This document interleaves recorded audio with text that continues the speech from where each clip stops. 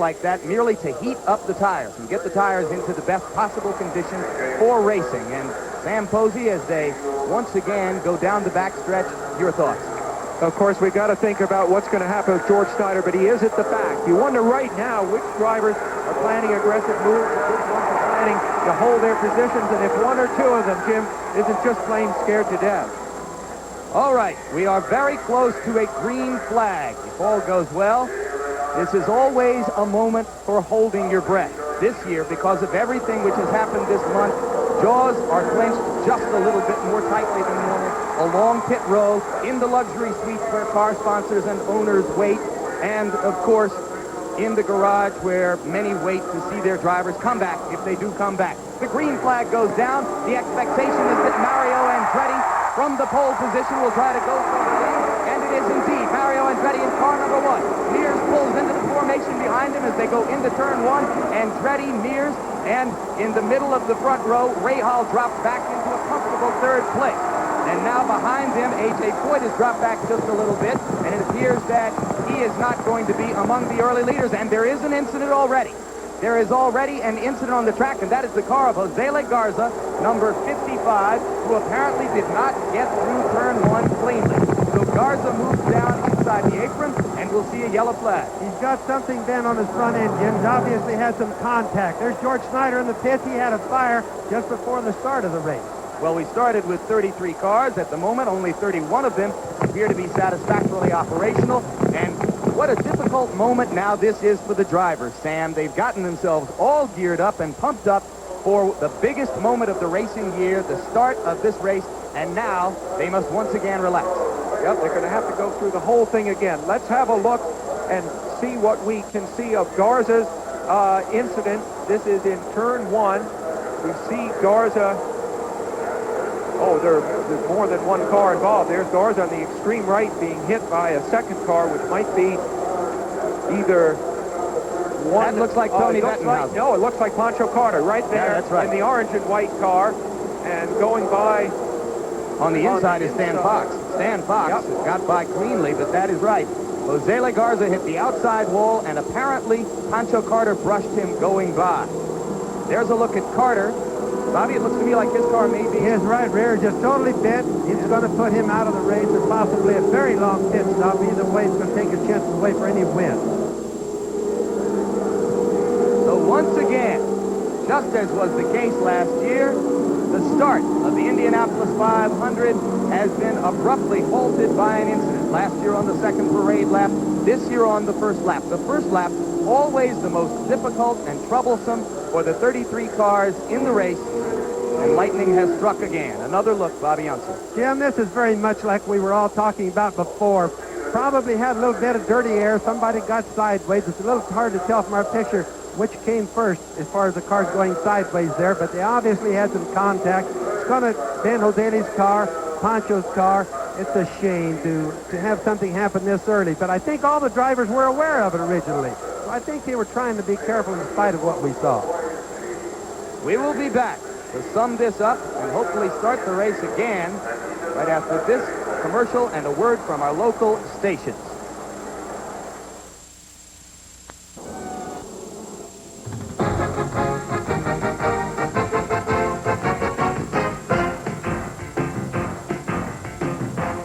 The Indianapolis 500 is being brought to you by Chevy, the heartbeat of America, today's Chevrolet. By Miller High Life, Miller made the American way. And by Goodyear Tire and Rubber Company. No matter how far you go, Goodyear takes you home.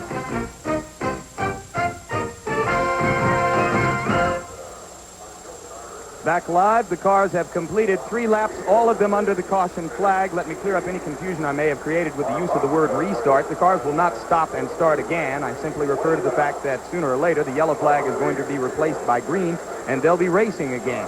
One more look now at the first lap incident involving Garza and Carter, this time from a different angle. Sam? Jim, the interesting thing is Garza, who got out of shape, was the car that we used in the handling example just before the race started as a guy who's been having trouble all month. The fortunate thing is that it happened so deep in the pack. Garza was on the inside of row 9, and you see, really, there are only a handful of cars behind him. Had the same thing occurred at the front of the grid, there would have been a major pileup, and there's no reason to think this was very lucky what happened here, that nobody hit more substantially than they did. Garza has always been a story here. He first raced here at age 19, 7 years ago, and this is a moment of extreme disappointment for him, as Jack Arute, I'm sure, will tell us. Well, Jim Lampley, you're going to be able to see it right on Jose Le Garza's face. He would not come and speak to us. He was a little bit shaken up. Now, the damage to the car is quite extensive. The upper control arms are being exchanged right now. They've been bent. You can see the side pod has been torn away. They're making hasty repairs there. It's a costly accident for Jose Le Garza. Kind of ironic that he got into it with his teammate, Pancho Carter. Let's go back to Jim. Interesting indeed that he got into it with Carter, both of them sponsored or partially sponsored by a labor union. Bobby, you had a working relationship for a year with Jose Le Garza. What about this? Well, it's sad. He's had an awful lot of luck at the Indianapolis Motor Speedway, but as I was watching the car, I think where his problem came from, he was really close to a lot of traffic, and I think he got in bad, dirty air and just jerked his car loose. I don't think he thought that was going to happen, but it's the very thing that we were worried about in the very beginning. Meanwhile, the leader on the track under the yellow flag is Mario Andretti, with Rick Mears in second place behind him and Ray Hall in third place behind him. And now, as we have the yellow flag, a quick opportunity to familiarize us with what we will see on our race cams inside the cockpit of the car. Sam Posey with Mario Andretti's cockpit. No, we're going to do that a little later. We will abort that particular feature piece right now, because we are told that as Mario Andretti comes out of turn 4 now, we're going to get a green flag. And you'll hear the cheer go up in the massive grandstands that flank the front straightaway as Andretti takes the green and goes back to racing. Again, it is Mears right behind him with Ray Hall in a comfortable third place, and already Mario has opened up a little space. Jim, Mario is the hottest driver on the track right now. He jumped that start, before the first green flag. He actually had his foot in the throttle before the flag was waved. He's got a Chevrolet engine that has a little more power, probably, than the Cosworth engine that Ray Hall now in third place has, and he's using it to fullest advantage. And Bobby, everybody knows that the Chevrolet engine is fast and powerful. Questions center on whether it will go 500 miles. That's always been a question since they built that engine, which has only been 2 years, and that's a big problem. But Mario's, ironically, has been very reliable, whereas the Penske Chevrolets have not been so reliable, as well as the Patrick Chevrolet. But right now, Mario's out in front, running in clean air. Clean air is what's very important. Rick has pulled back just a little bit, trying to stay out of that turbulent air right behind Mario. Indeed, all through the month, Andretti's car has clearly been the fastest in clean air. Many of the teams take heart in saying that he doesn't run nearly as fast in traffic, incidentally. George Snyder, we are told, is out of the race. His car will go to the garage. Well, a car's ability to run well in dirty air, in traffic conditions, that's what cost Rick Mears the race probably last year. And his car just wouldn't handle well close to other cars. Andretti's, though, we don't know yet. That's an unknown, because he's never raced on a super speedway before, right now, with this car. But you notice the big gaps between the front runners. That's because, they might want to be closer together, but they just can't get that clear air that Bobby talked about. They need a couple or 3 car lengths at least between them in order to be able to operate. Mears, and now Ray Hall. And look at the 4th place car. Car number 4 belonging to Roberto Guerrero. If you're unfamiliar with this form of racing, you can recognize it right away. It is spectacularly well painted. It's an odd fact, Bobby, that if a car looks fast, often it feels fast. Isn't that the truth, though? Sometimes the cars that look fast just go fast. But in this particular case, we have a young driver that really honestly is fast. He's in a hot spell of his racing career right now. And you know what? Interestingly, Roberto told me, somebody's slowing down.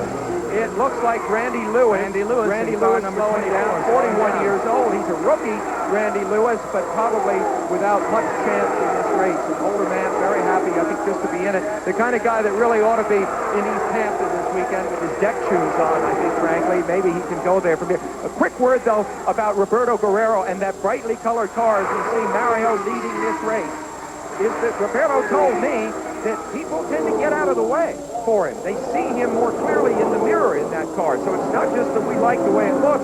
It might be a subtle advantage, especially when coming up through the back markers in the race. Well, I'll tell you, he's great for the announcer, too. It's the easiest car to spot in the race. Mario Andretti ran the 7th lap at a time of 44.2 seconds. That translates to 2:03.62, and for this time of the race, that's pretty fast. Remember what we said, Jim, if the weather's cool, and we darn sure have cool weather right now, the race will be fast. The cars will stick to the track better. We were all worried about having too much heat. We don't have it. It means that it should and will be a fast race today. Of course, don't be misled by the qualifying speed of more than 215 miles per hour. The cars are set up to run 4 laps on qualifying day, and when you set them up to run 200 laps, that is a different proposition entirely. You're going to give up about 10 miles per hour or more. Again, you were following Guerrero there as he chases Rahal and Mears, and there in 4th place, or 5th place, I should say, is 53-year-old Dick Simon with his best start ever in the race. And now, after 10 laps, Mario Andretti is the leader. So Matchlight Charcoal is proud to present the $25,000 Fast Light Award to Mario for being the leader after 10 laps. Jim, Mario's pulled out to a good 3-second advantage right now, which really puts him in a controlling situation. Clean air. He hasn't started lapping cars yet. He's in a good position right now. We're told that Randy Lewis's car has been black flagged, so that's why it went into the pits. His crew will now attempt to repair it and get it into working shape so that it can be allowed back onto the track to race. But early in the race, about a 20th of the way through the 71st running of the Indianapolis 500, the leader is the favorite and the pole sitter, Mario Andretti. The artist Leroy Neiman, as he does his sketches in the pits, and of course his eye is drawn, as are so many in the racing world, to the work of Roger Penske and his team. But out on the track, after 15 laps of 200 in the 1987 Indianapolis 500, Mario Andretti continues to hold the lead. Rick Mears chasing him, and behind Rick Mears, the 3rd place car is that of Bobby Rahal. Meanwhile, this is a stage of the race where you look for somebody who is moving up fast. And today, there is an eye-catching car coming up very rapidly in the field after starting back in the pack, now all the way up to 12th place, Danny Sullivan. Sam Posey, I think it's impossible for Danny to ever be really overlooked. His public figure role transcends the sport now, but he may have been overlooked competitively here. That's true, because the perception is that Danny is not as good on the ovals as his teammate Rick Mears, and he is overshadowed here. But listen to this statistic. His winning percentage in 500-mile races is 20%, and that is higher than of any other active driver. A.J. Foyt is 2nd. So really, we are looking at somebody that we may be going to hear a lot from. Now, as we're back to the leaders, Jim, you see that Mario Andretti is already having to cope with the dirty air of cars that he is lapping. Indeed, he was lapping cars as early as the 12th lap, Bobby Unser. That's soon. I mean, that's really quick. That means that compared to the field, Mario is really going fast, and that's what we expected. We've had some cars already in and out of the pit. Well, there he goes to the inside, past your brother, Al Unser, and he gets past Al pretty easily, and now moves up on the car just ahead of him. That has to mean that Al's having problems. Mario's lapping a car that should be going a lot faster than that, a little too early. Well, you saw the 12 leaders there, and we ran through them quickly via a graphic. And as the race goes on, we'll continue to update you on the full leadership field. Now, here goes Mario once again, I believe, past the car of Davy Jones. Yes, that promising rookie. But now let's go. Here's a car slowing down. It might be McPherson. I think it's Jeff McPherson, one of the rookies in the race. A car with a Honda engine. Only 2 Honda engines. There's some Chevrolet engines, some Cosworth engines, and some Buick engines. But here is a Honda headed for the pits. Well, what a thrill it had to be for McPherson just to be here today. 2 years ago, he was racing in Tasmania and New Zealand. And today, he started the Indianapolis 500. Let's go to Jack Carew. 2 guys that you reported on that have been in and out of the pits. One, of course, was Emerson Fittipaldi in car 20. He pitted very early on lap 13. He said he had a problem. He couldn't drive the car. It was so very, very loose. They took on fuel and treated it like a normal stop. A normal stop is not going on behind me. They've got a transmission on Randy Lewis's car that's tooled by A.J. Watson that will not stay in any gear. So obviously they can't go any further. Let's go back to the tower. Thank you very much, Jack. And quickly now, let's get back into that cockpit piece as Sam Posey shows us the inside of Mario Andretti's car. Here is a look at the cockpit of Mario Andretti's Lola. You see the instruments, and below them, the narrow space for Mario's legs. 200 miles an hour is roughly 300 feet per second. At that speed, Mario's look at these instruments will be nothing more than a quick glance. so each is positioned for maximum readability. Here's the turbo boost gauge. If all is well, it will read about 47 inches when Mario is running wide open on the straight. The tachometer. With race day gearing, the plan is to turn the engine, which is one of the new Chevys, 11,100 RPM. This gauge has two needles. The red one shows oil pressure and the white oil temperature. Both are warning signs for engine failure. At the top of the screen, a light that tells Mario his fuel's running out. This light, big, to really get your attention, comes on if the engine's about to blow. The water temperature gauge, upside down so that if the temperature rises, it will catch Mario's eye. For emergency only, the fire extinguisher. On the left side of the cockpit, a knob which adjusts the front sway bar and a lever which adjusts the rear. Another knob, it adjusts the turbo boost. And over on the right, the gear shift. 5 speeds, but once you're on the track, you use 5th gear only and don't shift. So that's it. Gauges, lights, and levers, the vital link between Mario and his car. And right now, what Mario is attempting to do is to destroy whatever link might have existed between him and the rest of the leaders at this early stage of the race. Mario is fulfilling the prophecy of many here this month, that he would have a chance to perhaps run away. Now, we'll take a look with Sam Posey at the interval between Andretti and the car chasing him, which is that of Rick Mears. Which is the yellow car we see coming off of turn 4 in the middle of that pack. And there is Mears, and there is the interval. Actually, it's a little longer. You clocked on Unser because Mears is the Yep. second yellow car. Yep, really right. closer to 13 seconds. Or more even. That's extraordinary at this early stage of the race. Mario is fulfilling, as you said, Jim, really much more even than expected of the promise of his speed. Meanwhile, Kevin Kogan, last year's runner-up, is in for an early pit stop.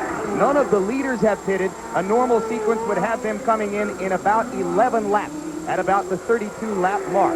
Bobby? Mario is just literally running off with it right now. It means one thing important. He's getting through the traffic. He's working in the dirty air or the disturbed air a lot better than Rick Mears is, or Bobby Rahal. That might be an indication of how things are going to look for a while. Well, in fact, Rahal has dropped back. As you can see, the distinctive car of Guerrero is the one which has now moved past Rahal and into third place. And you talk about working in traffic. When Roberto Guerrero started 22nd and last at Phoenix last month and came all the way through the field to win, his big edge was that the car was much faster in traffic than his competition. Guerrero is just plain fast, though. Only Mears, Rahal, and Al Unser have ever driven a lap faster anywhere than Roberto's 2:18 at Michigan last year. And in the Indy 500 last year, I think this is a really interesting point. He was faster on this track than Rahal. You see Gordon Johncock in the pit. He was faster on this track than Rahal, but he spent more time in the pit. John Cox, 50 years old, coming back after a 2-year layoff after his announced retirement here 2 years ago.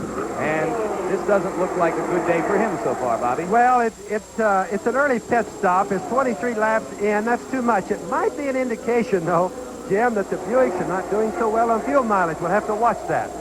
All right, let's quickly go down to the pits again, this time to the Andretti pit.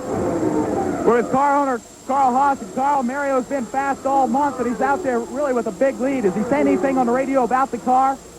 Well, no, everything. We're still too early in the race to say anything. We'll have to see up at first. How many more laps till you'll come into pit?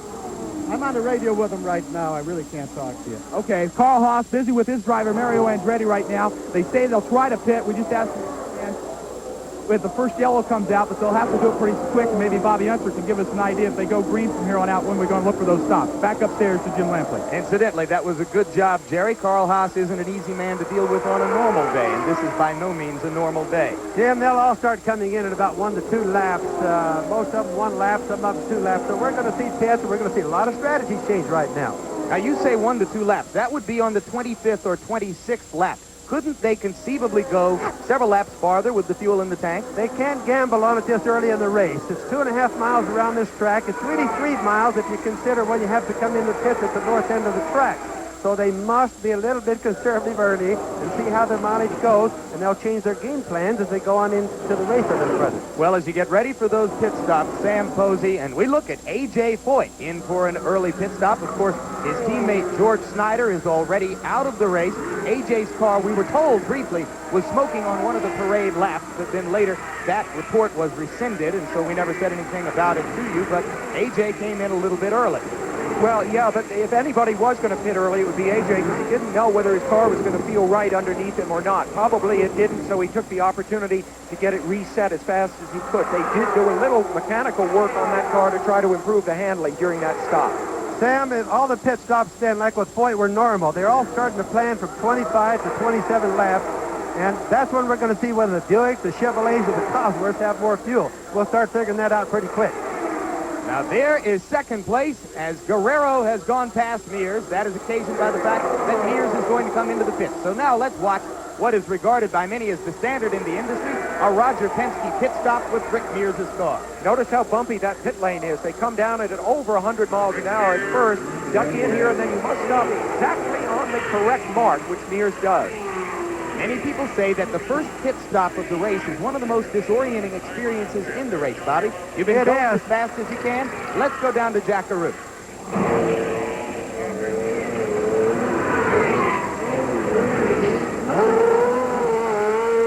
Jim, this is a case of what we saw there where Rick had both right side tires changed. Now that is only for changing the handling. What it meant was he wanted to change the stacker a little bit on the right rear between the right and the left for a little bit of help in the handling. Now we should see Rick go a little bit faster than he's been going in the first sequence. 16.9 seconds. Good. That's a typical good Penske pit stop. He always makes good ones.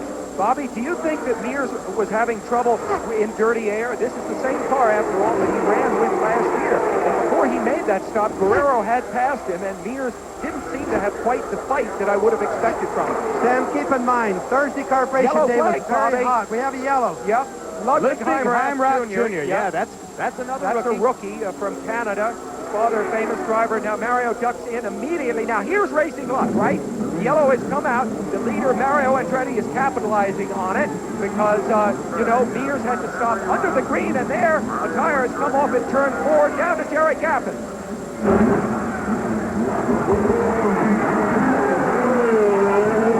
There you see the tire. Not here from Jerry Gaffin.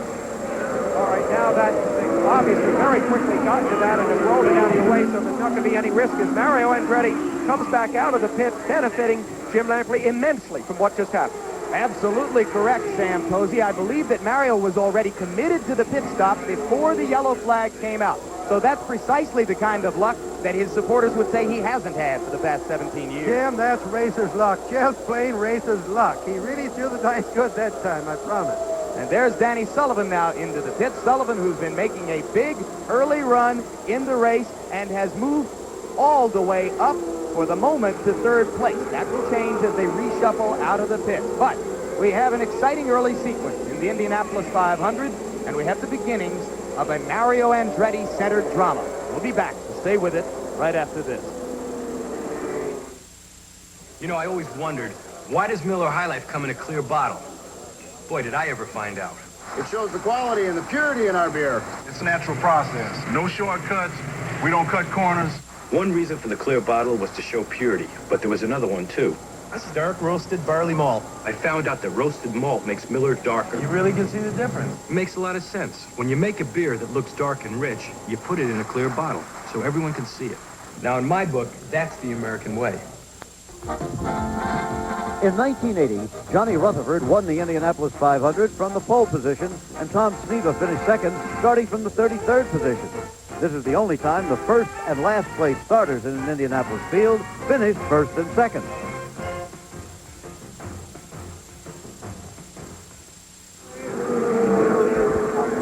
This is Jim Lampley back live in Indianapolis, where you can see that the yellow flag remains out on lap 31 of the Indianapolis 500 while we are away.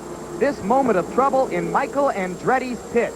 At this moment, the Michael Andretti team is still recovering from this incident. Bobby, smoke in the pit. There may have been a fire. Well, there obviously was a fire. What caused it is a pit stop. I really can't tell you right now. There was so much happening. All at the same time, we had action all around this racetrack. And now, Sam Posey, Michael Andretti's car is being pushed to the garage in front of us. For the moment, it is he who has inherited his father's legacy of racing bad luck here. Yes, but it's the first time he's had bad luck here, Jim, because he has raced. That crewman there with his back to us, so the helmet on might have been hurt. But this is the first time that Michael Andretti in 4 starts has ever been out of the race. He finished his first 3 starts here, appeared to have a real lucky streak going. And now there is a look at a very frustrated Michael Andretti live. Remember that a methanol fire does not produce flames. You do not see flames. You see only some vapor with a methanol fire. As we were looking at, let's go to Jerry Gaplin right now. Jerry has the report. Michael Andretti, a pit fire there, a lot of scare. What happened? Well, we came in, actually the car broke anyway. We broke a CV joint, and then the yellow came out, so I came in the pits, and obviously I guess the fuel just started gushing out, and then it finally caught to the engine and started a fire, but it was a bit of a scare there for a moment. Your crewman, Jim Wilson, seemed to get burned, or he had a lot of water on him. What happened with Jim? Well, I didn't see the whole thing, but I think he probably got the worst of it, but he looked like he was all right, maybe just a little shaken up. Track conditions, real quick. We've seen a lot of incidents out there. What's it like out there? The turbulence is unbelievable. I didn't expect it at all. It was just, the car was all over the place, and I wasn't the only one. Everybody, it's going to be a long day for those guys, I'll tell you. Was it scary? Yeah, it had a couple moments for sure. Okay, Michael Andretti's okay, though? Yeah, I'm fine. Okay, Michael Andretti, Jim Lampley. All right, thank you very much, Jerry Gappins. And before we demonstrate a pit stop to you, which we will in just a moment, Bobby Unser, there were winners and losers in that pit sequence. Yes, there certainly were. Mario Andretti, Bobby Rahal, Roberto Guerrero, for example, all pitted under the yellow. The guys who got hurt, Rick Mears, A.J. Foyt, Dick Simon. Under the green, they pitted. Well, whether yellow or green, you want the pit stop to be as fast and as efficient as possible. As you watch Rich Vogler slowing down, let's take a look at a typical good pit stop. Each team expects to pit 7 or 8 times during the race. And in this demonstration of a typical stop, the crew gives the driver a drink, refuels the car, and changes the tires, all in roughly 16 seconds. Never is it more obvious that racing is a team sport. While the car is stopped, each member of the 5-man crew is an active participant in the race.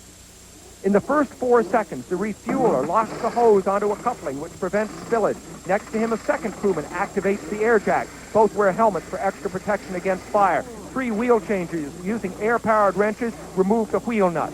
In the next 6 seconds, the fuel flows at the steady rate of 3 gallons a second. The driver finishes his drink and keeps the engine revving to prevent it from stalling. The wheel changers swap the old wheels for the new and reach again for their air guns. In the final phase, the nuts are retightened, the wheel-changing equipment cleared away, the air jacks released, and the fuel hose uncoupled. The crew chief, watching from behind the wall, checks the pit lane for traffic and signals the driver to go. Ironic, isn't it, that we recorded that pit stop demonstration piece with Michael Andretti's team and his car, and that they should have the pit fire on the very first sequence. We are told now that we are going to go green and racing will begin again. Mario Andretti is being trailed now only by car number 1, Bobby Rahal, in second place. Third place belongs to car number 71 from the Dutchman Arie Luyendyk. Guerrero is in fourth, and Danny Sullivan, making a big run early in the race, Bobby Unser, is all the way up to 5th place. There is, on the part of some traditionalists in this sport, a natural skepticism about Sullivan because of his style and because of the eminence he's achieved in areas outside of racing. What do you think of him? Well, besides all of that, his social life is one thing, and his business is another thing, but most importantly, the guy is a good race driver. He does go fast, and especially on road circuits. Do you think his talent has been underrated on oval tracks, as Sam says? Well, I don't know. I don't really think he understands oval tracks as good as he does road circuits. He's just a super good driver on road circuits. That's the most I could say. Fascinating, isn't it, that if there's a shortcoming, he did win the Indianapolis 500 anyway. Yeah, and sometimes, Bobby, don't you agree that maybe if you're lacking the talent, you apply yourself in a more practical way and you get results that a guy with talent doesn't get? Well, like example, when he won in 1985 here, Sam, he makes this complete spin, a 360-degree spin, doesn't hit anything, and wins the race. Now, that's a lot of luck. Now, here we are inside the car of Bobby Rahal. And and Rahal comes into the pits, and this is what it looks like on a pit stop from the race cam. The driver's This is a non-scheduled stop, Jim. Yeah, this is not planned. a He's got major problems. factor in the race. So this is the defending champion in the pits and doesn't want to be there. This is unscheduled, as Bobby points out. In fact, the crew does not seem decisively to know what to do, but that, we know that's bad, Bobby, right? The engine hood coming off. When the hood comes off, you know he's not going to win this race. Now, this is sad. There's those two of our favorites, Michael Andretti and now Bobby Rahal, at least out of being competitive. Last year, Bobby Rahal was blessed with racing luck in the Indianapolis 500, especially in the closing sequences of the race. Often, a lucky year is followed by an unlucky year.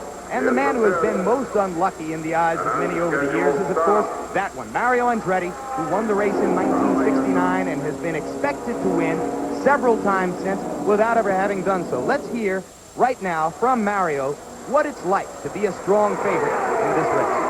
I think it's a great ride. I love it. I just love that kind of pressure because it means that you have something going for you, no question.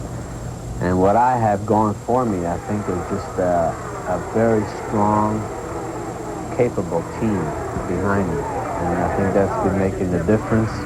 That's what's, we're sort of inspiring one another. It's, we're all maintaining a high. And Bobby, stay on the track if you... a bunch of people with abundant talent that given me all the confidence in the world, the confidence that I never had before.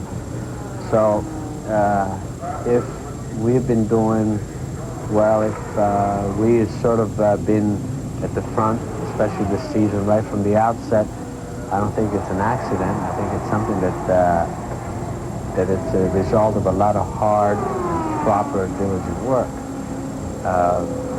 I feel that this team has the character to be able to sustain that peak. And whatever happens during the race, I can assure you that everything humanly possible has been done. And to me, at this moment, there are no greener pastures. And right now, Bobby Unser, let's point up that was a very important sequence which just took place during that interview. Rick Mears is a lap down. Oh, that was really an important sequence. Rick was ahead on the racetrack, but to explain to the people, he was going down one lap when Mario passed him, and that is terrible for the Penske crew. There's nothing that's really worse right now than to know you're down a lap, all because of that green and yellow pit stops a little bit earlier. Jack Arute in the pits. Well, Jim, you alluded to the fact that Bobby Rahal was having problems. These are the toughest problems to diagnose because the crew isn't sure what the problem is. They say the engine stopped, so they take it in logical order. They tried the spark plugs, they changed those, tried to start the car, to no avail. They've changed the spark box. Now they're back underneath the bonnet one more time, and to be quite frank with you, they're as befuddled as we are. Let's back up to you. All right, thank you very much, Jack Arute. So it's a bad moment for Bobby Rahal, who's lost any chance to defend his championship. It continues to be a good day for Mario Andretti.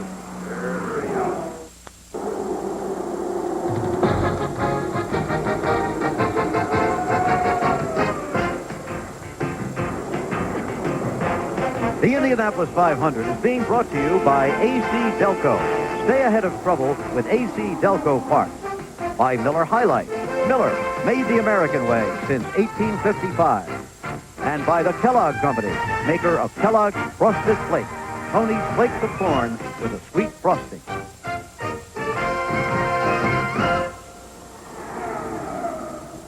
The yellow flag was out, apparently because of a can on the track, beer or soda, take your pick. And the yellow remains out. We're told that they are going to go green as they come back around the next time. They're on the back straight now, headed toward turn 3, and they're going to go green on the front straight when they come out of turn 4. But as we await that event, let's go right now to Jim McKay for a host update on the race. Sure takes a high degree of intelligence to throw a can on the racetrack during the running of the Indianapolis 500. The weather remains perfect, and Mario Andretti remains the story here. You know, a year ago, Mario's son Michael led this race for the first 42 laps while his father went out on lap 19. This time it's the opposite. The sun is out, and the father Mario leads the race. The green flag out again, and they are racing. And only 4 cars. In our booth right here. What's the most significant factor of the race to you to this point? Mario Andretti. Jim, there's absolutely no question about it. We're seeing something without precedent in recent times. Mario, at this early stage of the race, has already lapped all but 3 cars. Imagine that. I mean, he's that far ahead. The question is, can he break the jinx? And there's no question about a long-time jinx that has affected him. And I think now that he's this far out front, we're all the more reminded of how long he has to go this afternoon before he can win his second Indianapolis 500. You want to take another look at that Garza crash, see if we can figure it out better? Yeah, let's have a look at that. Now, as we know, this is turn 1, right on the very first lap. And Garza buried in the pack. You see him spinning there. And with great, incredible good luck, only 1 or 2 cars were involved with him. It is precisely this kind of handling problem that had beset not only Garza, of course, during this month, but a number of the other drivers, many of whom qualified, frankly, in the second half of the pack. The majority of the practice crashes, and there were 25 of these practice crashes, were not among the kart regulars. That is to say, the guys that do the entire series all year long, but men who were trying to qualify for this very, very special event and were having trouble getting their cars up to speed. And what I thought would happen when this race began was that everybody would be more conservative and there wouldn't be so much trouble. And so far, except for that first lap thing, I think I've been right. Let's hope it stays that way. Back to you, Jim Lampley.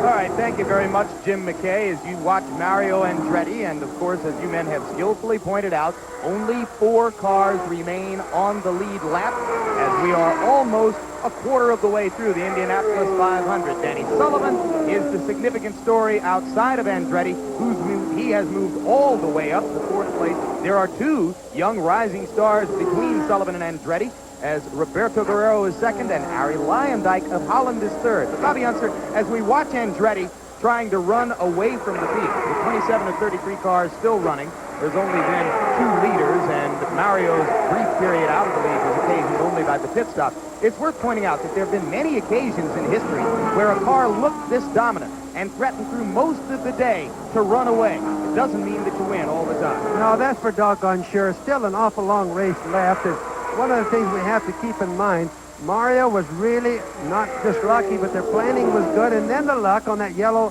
flag pit stop, his first pit stop. He picked up, for example, almost a complete full lap on Rick Mears and, of course, some of the other cars. So that has something to do right now with the way it is. Now, it means his next pit stop could possibly turn out the other way. So we still have a long race to go. All right, let's go down to Jerry Gaffins in the pit with Katie Guerrero.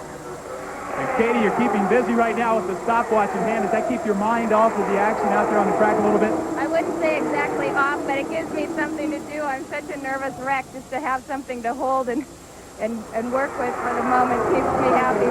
What kind of lap speeds is Roberto turning in right now? He was running a set of well over 200, about 203. He's running very strong. Everything's great. They got fuel without having to change tires, so he's very happy with the car up to this point, and we're really optimistic. Hope to be in victory lane in a couple hours? Oh, would we love that. Katie Guerrero cheering her husband Roberto on right now from pit road.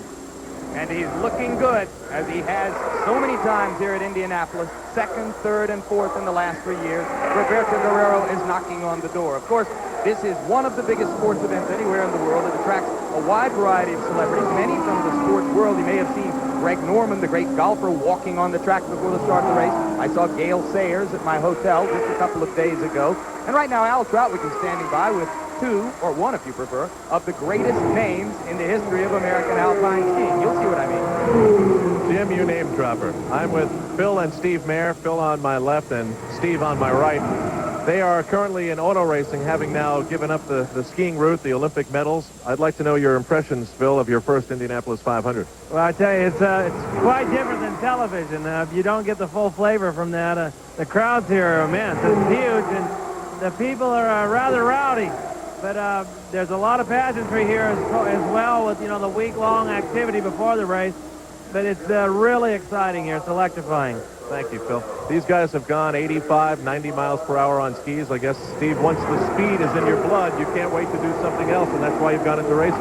Yeah, it is. I guess you just need that thrill of going fast. And we've always enjoyed car racing, decided to get into it. Now, not quite at this level. I don't plan to go to this level, but still some kind of car racing. for this year for sure, and maybe down the road as well. All right, Jim, these two finished fourth in their last race. They've got 7 more this year. Gentlemen, thanks very much. Jim? Thank you. And thank you very much, Al Troutwig, as we take a look now at car number 30, the red, white, and blue car. That is Al Unser Jr. And the yellow car right behind him is Al Unser Sr. Father and son challenging each other. They are in 10th and 11th places. Bobby, you raced against your brother many times. What do you know of what this experience is like for your brother and your nephew? Well, I'll guarantee you one thing. Neither one will make it easy on the other one. They'll just be looking at each other just like they're another number, another color of a car on the racetrack. They treat it very good that way. I've never understood, though, how a father and son can run so hard, so close together. I really couldn't have done it myself with my son. And we hope, of course, that your son, Robbie, currently in Methodist Hospital here after a crash which broke his leg Friday night, is going to have a safe recovery and a quick recovery from that injury. Our thoughts with Robbie this weekend as Al Unser Jr. laps the car and now tries to put a little space between him and his dad. Well, weren't you proud of Al Jr. back in '83 when he tried to block Tom Stephen in the last 10 laps and help your brother win the race? Yes, I really was. He didn't really try to block him, but he certainly did try to mess up his hair. He told me he tried to block him, Bobby. All right. We are a quarter of the way through the Indianapolis 500, and maybe Mario Andretti is a quarter of the way to his second victory. We'll be back. Track Live, and you are on the Indianapolis Motor Speedway in the car of Al Unser Jr., car number 30, currently running in 8th place in the race, and making a little move up through the pack. Earlier, Sam Posey asked Al Unser Jr. what it's like racing against boyhood idols. It's like it always was. It was like the first race. You know, it was. You know, these guys, they were my idols when I grew up, and they are my idols today. And when I go up beside A.J. Foyt, man, I get goosebumps in me. When I go up beside Mario, I get goosebumps in me. Dad, the same way. You know, I mean, these are my idols, and they still are today, and they always will be. Bobby, that's your nephew. Boy, just look at his head jumping around there. That just comes to mind. I have to point it out to all the people watching. The turbulence. Just look. Now, he's in clean air, and still notice how much his head jumping around. Now, the race car is feeling the same thing. So it's really a problem, the turbulence on this track. Really points up what Michael Andretti said down there in the pits to Jerry Gaffins about how bad the turbulence is. Well, and it's always in the first stages of the race, too, when most cars are out on the track, that the turbulence is at its worst. It thins out a little bit as time goes on, but the beating that the driver takes in the duration of the race is much greater than I think most people suspect. Meanwhile, a developing story is the Dutch driver who is currently running third in the race. He finished third at Phoenix just a month ago. Man with a road racing background who's learning to become an oval track racer very fast. Harry Lyondike. Jack Arute is standing by now with the man who owns Lyondike's car. And that man's name, Jim Lampley, is Ron Hemmelgarn. And Ron, it's been a tremendous run, first at Phoenix and now here at Indianapolis for Ari. Well, we're prepared. We're running exactly where we want to be. Our whole strategy is stay on the lead lap and hold it off till about 100 laps to go. When we get a 100 lap mark, we're going to start turning it on. And I think we got a real good chance of winning this. You've kept your speed down at about 196 to 197 miles per hour, so it seems to bear that out. What about Ari? Has he reported any severe turbulence in the car? A lot of the drivers coming out say the air is really dirty today. No, Ari's having a fine ride. He's calling back in. Everything is fine. No problems. Our chassis set. We've worked hard all month, and I feel the Living Well Provimi car is going to come to the end. You can be sure that the people watching in Holland are going to be cheering Ari, but the people in Columbus, Ohio are not too happy today, Jim Lampley, because Bobby Rahal's been back in the pits as well. Let's go back to you. Well, that's a good point. Let's pick that story up one more time as Bobby Rahal has again gone into the pits. He was in 24th place, 6 laps down for a brief period that he spent on the track, and now he is apparently back in the pits to do some more work. So Rahal struggled through most of the day and will struggle, I'm sure, for as long as he's in the race. And now let's go to Al Troutwig with an update on Steve Chassie, whom you met in our pre-race show. Going back on Bobby Rahal. I'm focusing on Steve Chassie and his progress, and so far the progress has been good, from 32nd to 28th to 24th, and now 20th place. Gina Chassie, Steve's wife, are you happy? Yes, very happy. He seems to be running well and just pacing himself. That's what he wanted to do. I spoke to Huey, and they tell me the car is running smoothly and everything is fine. Things seems to be running well. He looks very smooth. You know, are you nervous or scared? I was nervous before it started. Now I'm fine. You're okay. Yeah, fine. We'll check with you later. Thank you very much. Jim? I think Al doubts her, and I do a little bit too. She looks a bit apprehensive to me, and of course, who wouldn't be? There, incidentally, is a look at car number 71 of Harry Lyondike, and his success, along with that of the man just ahead of him, Roberto Guerrero, points up the tremendous influence of foreign drivers in this race, which is growing, it seems, with each passing year in the 80s. Now Lyondike comes in, and this should be a normal pit stop. They're having to pit under the green in this sequence. Yes, and at this point, Guerrero is starting to catch Mario, too. It's the first time there's been any dent in the Mario Andretti lead, and it'll be interesting to see in the exchange of pit stops what's happened. You mentioned the foreign influence. Here's Lyondike of Holland, Guerrero, of course, of Colombia in second, Mario Andretti, born in Italy. But it's not only among the drivers. All of the cars are made in England. The 28 Marches, the 5 Lolas, and all but a handful of engines, the Buick engines, are all made in Italy as well. Now, we're seeing Guerrero come into the pit. This is going to be very important, Jim. 22-second pit stop for Lyondike. That was not all that quick. Let's watch Guerrero, Bobby. They're doing something on the back adjusting. Pit fire in Al Unser Jr.'s pit. Pit fire in Unser Jr.'s pit. Little Al looks to be okay for the moment. You can see that the crew is working on the car. And we are in the race cam right now as we get a close-up look It's pushing it back. He overshot a little bit in the middle of everything. That's the water they threw on to stop the alcohol fires, to thin out the alcohol so it doesn't burn. That's what we see on the race cam. There's Mario coming to the pits now. See how his pit stop does. Guerrero's was 20.1 seconds, so he got a couple of seconds on Lyondike with that. This is the team that won the pit stop competition this past Thursday. Fastest pit crew in the race, theoretically, according to that competition. And it looks like they're going to pick up a couple of seconds on Guerrero with that one.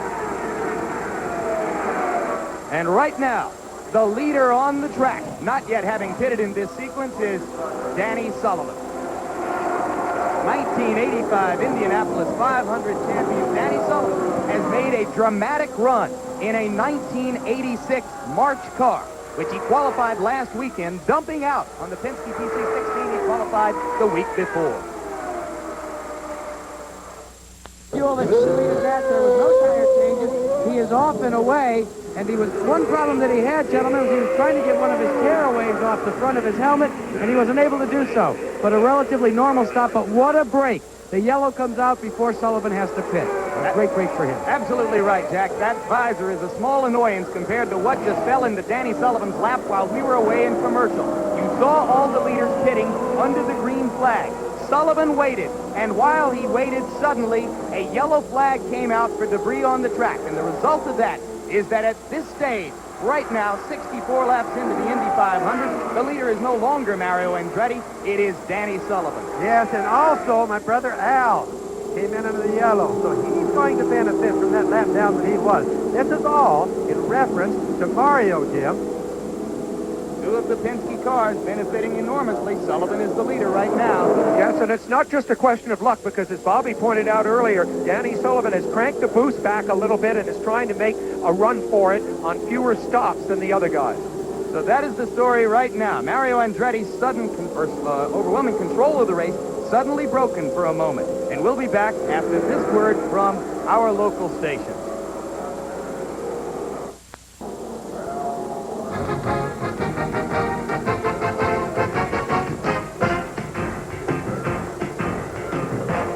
The Indianapolis 500 is being brought to you by the Discover Card, the credit card that offers a wide range of financial services. And by Max Light, proud sponsor of the 1987 Indianapolis 500 Fast Start Award.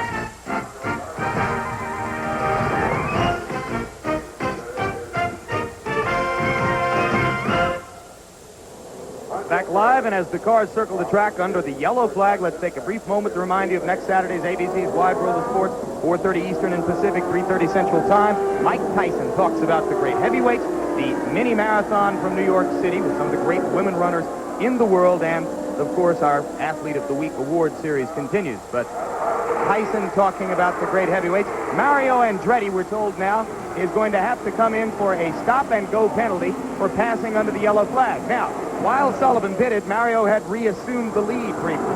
Guerrero in second place. Sullivan back in third place. But the stop-and-go penalty could take the lead away from Mario because his margin over Guerrero is only 0.8 seconds. Well, that's almost bumper to bumper, Jim, and we knew that there was a little bit of funny stuff going after all the yellows because we had it figured out that Mario should have stayed should have fell back to second place, and Danny Sullivan should have been leading it at the time, but after all the pit stops are made, it was a little bit confusing. Now, Mario's going to have to make a stop and go. That's a big penalty.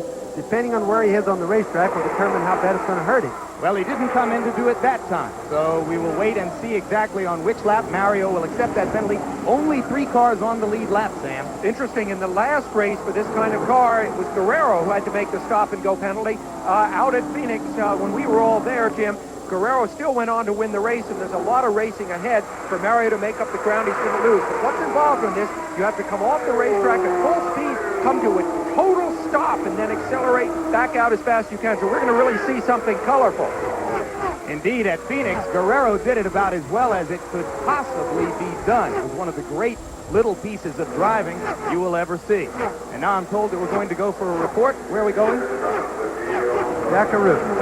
Jim Lampley, if they're bringing him in for a stop-and-go, Mario Andretti, that is, Adrian Newey, the designer, and Tyler Alexander, the crew chief, they have no idea whatsoever about it. In fact, they're working out right now when their next stop should be, and I'm sure they don't intend for it to be in the next 3 laps or so. All right, well, let's clear that up. We listen, as do other people here throughout the Race Control Center, to the USAC, United States Auto Club, radio frequency. And it was over that frequency that our people heard that Mario was to be brought in for a stop-and-go penalty. Could it be that they were only considering the stop-and-go penalty and have now decided not to issue it? We'll wait and see. Obviously, if he doesn't come in, then there may have been a decision made that he did not pass cars under the yellow and doesn't deserve the penalty.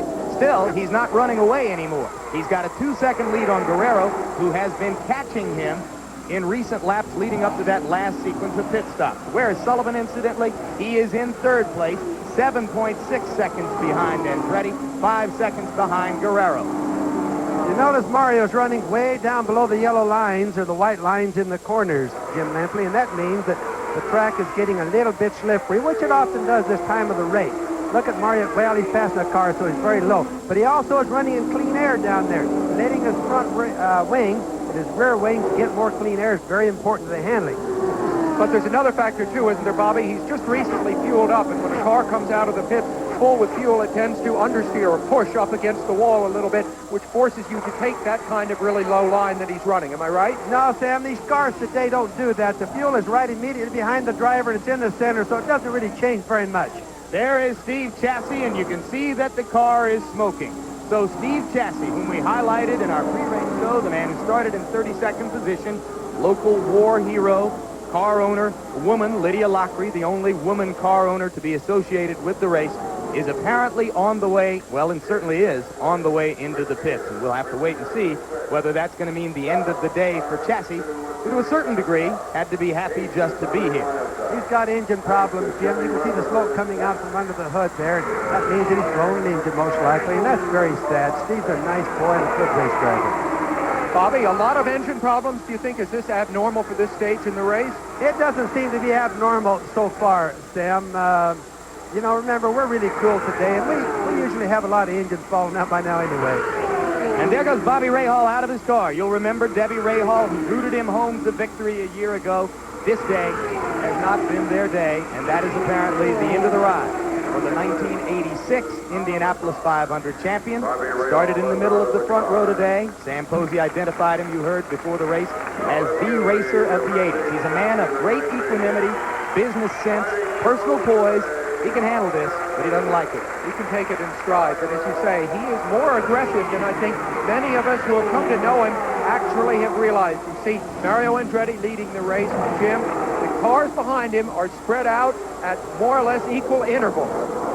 Car right behind Andretti is Tom Sneva, who is in 4th place, 1 lap down. The leader, in effect, among all those cars which have been lapped. They're the green car behind Andretti. That's the gas man, as they call him. First man ever to go 200 miles per hour here. First man ever to go 210 miles per hour. And a big advocate of limiting the speeds of these cars. Yeah, and a man, oddly enough, running a Buick engine, which is surprising. He was doing pretty well with it. Mario, though, Jim, has begun pulling away again from Guerrero. We have word now that Mears may be slowing on the backstretch. If so, there he is. You see him in the center of the screen. Rick Mears now in trouble. That means that of that powerful front row that I spoke of, at this point in the race, only Mario Andretti is left in racing shape. So more and more, I'll it bet appears to shape up as a Mario kind of day. What is that, Bobby? Well, I'm afraid that that's an indication they may be having some engine problems. They've been having them, and it would really be sad to lose a hard charger like Rick Mears this early in the race. I hope they're able to get the car going back again. How early in the race? Well, we're at about the 175-mile mark as we go down to Jerry Gaffney. The top 10 are a lot behind. The rest of the top 10 Jerry are a lot Gaffney behind. in Rick Mears' pit. Peter Parrott waiting for Rick Mears to come into the car. Right now, here he comes to a stop. Trouble for Rick Mears. They're going to take the side cowling off. You see Peter Parrott working on the car right now. Apparently electrical problem. Rick Mears shows a gesture with his hand like there is a problem. They go ahead. They put fuel in the car right now. And Peter Parrott, this is going to cost Rick Mears the Indianapolis 500. No way he's going to win his third race today. He was running up to 6th spot before the stop. The engine now is killed. He's going to take the visor up. And it looks like Rick Mears' day is going to be through. Back upstairs to Jim Lampley. All right, Jerry, you can see that that's an extended pit stop for Mears. The Ray Hall car is being pushed into the garage. Only one man from the front row still in the race, leading it. Again, seemingly running away, Mario Andretti. We are more than 200 miles into the 1987 Indianapolis 500. The leader remains Mario Andretti out on the track. Again, Andretti is building the seconds which exist between him and the man chasing him, Roberto Guerrero of Colombia. A.J. Foyt, who spoke so much about before the race, is currently running in 11th place. He is 2 laps down. A.J. still out there on the track, apparently not headed for that long-awaited 5th victory today in his 30th time in the race. Meanwhile, Bobby Rahall's car has been pushed into the garage, as we told you at the beginning of the day. One of our 3 ABC race cams is inside the Rahal car, so that's gone for us, as Jack LaRoute stands by with Bobby. Well, Bobby is still out here on pit road watching the rest of the race, but first, what took you out, Bob? Ignition problem, and the ignition box let go, and you know that was the first pit stop. But I think there's something a little deeper than that. Because let's pick up. We've got a problem out on the racetrack. Let's pick up. We got a problem on the racetrack. Sorry to interrupt Bobby Rahal, but Danny Sullivan has just spun the car, and again Sullivan spins and goes forward. He created his own yellow line. I don't know why he didn't come into the pits right then, Jim. He had a chance to pull right in right after the spin. Doesn't make a bit of sense. Well, maybe he wasn't able to collect his wits rapidly enough to get into the pits. He may have flattened tires a little. Couldn't it make sense because he's waiting for the pack to get slowed down? Wouldn't it make more sense to take that lap? Wasn't that an example of really good thinking? I think maybe that did make sense for him. Well, waiting for the pack to punch up, in the pits. And by the way, before this yellow, Mario was literally burying Roberto Guerrero. He was pulling away that fast. I think the thing we have to use on pit stop sometimes is the first in, the first out. Under yellow, they all slow down. Most of the drivers, the cars don't know where the yellow occurs. Yeah. So they slow down, more of an immediate thing. That's what the rules say to do. You think Sullivan could have been disoriented or not sure enough of his car to risk pulling in because he was right at the end of the pit wall? Let's have a look at what we've got on that Sullivan incident. He went clear down through the infield, down in the grass. Wow. So let's see if it looks like he hurt the car. Has any racer ever had the kind of fortune here at Indianapolis that Danny Sullivan has had in the past 3 years? Let's look back right now with Al Troutwig at 1985. 37-year-old Danny Sullivan grew up in Louisville, where everyone knows a horse has never spun around and won the Kentucky Derby. That was also true of cars in the Indy 500 until 1985. Entering turn 1 on the 120th lap, Sullivan tried to pass Andretti, and what took place will forever be frozen in the minds of those who saw it happen. 20 laps later, Sullivan passed Andretti and became the first driver to spin out and win the Indy 500, his first. And when complimented after the race about his driving in that situation, he said simply, "I had nothing to do with it. I just held on." Well, and today he held on as well and somehow got it off the dirt, back up onto the racetrack, and Danny Sullivan is still on the lead lap. That's more than amazing. Here's AJ in the fifth, but on Danny's spin, the chance of spinning and not hitting anything, Jim, I'm just telling you, is a very rare thing. So Danny's very lucky today besides everything else.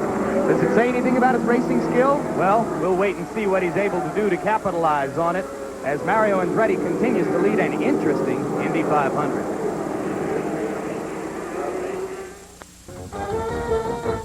No son has followed in his father's footsteps in winning the Indianapolis 500. Al Unser Jr. and Michael Andretti could become the first sons to do so. Hanging underneath the gondola of the Goodyear Blimp America is Gyrocam 360, a remote control camera. This is the first time it has been used on network television to cover a race, and it provides a spectacular view of this huge racing facility. They've just gone green at Indianapolis, and now Mario Andretti will get a chance to see if he can go back to stretching his lead over Roberto Guerrero and Danny Sullivan, a lead which bunched up once again during the yellow flag sequence. Sullivan made a second pit stop, which didn't hurt him because of the yellow flag, and Bobby Unser, there's a point about 2 pit stops. Well, it's a lot better than to make 2 or 3 pit stops, but make a little adjustment under the yellow, Jim, than it is to spend a long time and take the chance of getting lapped. And that's what they were doing with Danny Sullivan's car. So just in the last 5 minutes, Danny Sullivan has shown a remarkably cool head under these circumstances. Yes, because I still say Bobby and I were talking about whether he should have come in or not. I think another good reason for not having come in, we were just talking about this, was it did give his crew that extra lap to get their tires out, to get all the stuff that they needed ready. Now, Jack Arute is down with the owner of Mario Andretti's car, Carl Haas. Jack? Carl, you've been keeping lap times all through the race. Could you believe it when Danny Sullivan spun again when you were out there? I'm glad for him. I'm glad he didn't hit the wall earlier. What about the car? The reports from Tyler and Adrian and Mario so far are that the balance is really good, that you guys are really happy with the setup. Well, you know, we're not halfway through the race here. We're happy right now. I hope we can keep it going. Well, there's tension down here, even though they are happy. And believe me, they're all thinking about the year that Mario Andretti did everything except win the Indianapolis 500. I got to tell you, Jack, I like him, but that man is tense all the time. Carl Haas of the Newman Haas racing team. There is a look at Mario Andretti. He is being chased by the man who's been second, third, and fourth here the past few years, the very charismatic 28-year-old Colombian star, Roberto Guerrero. And as Guerrero chases Andretti, we're going to listen to Roberto on the subject of the most difficult circumstances a rider, or a driver, I should say, is likely to encounter during this race.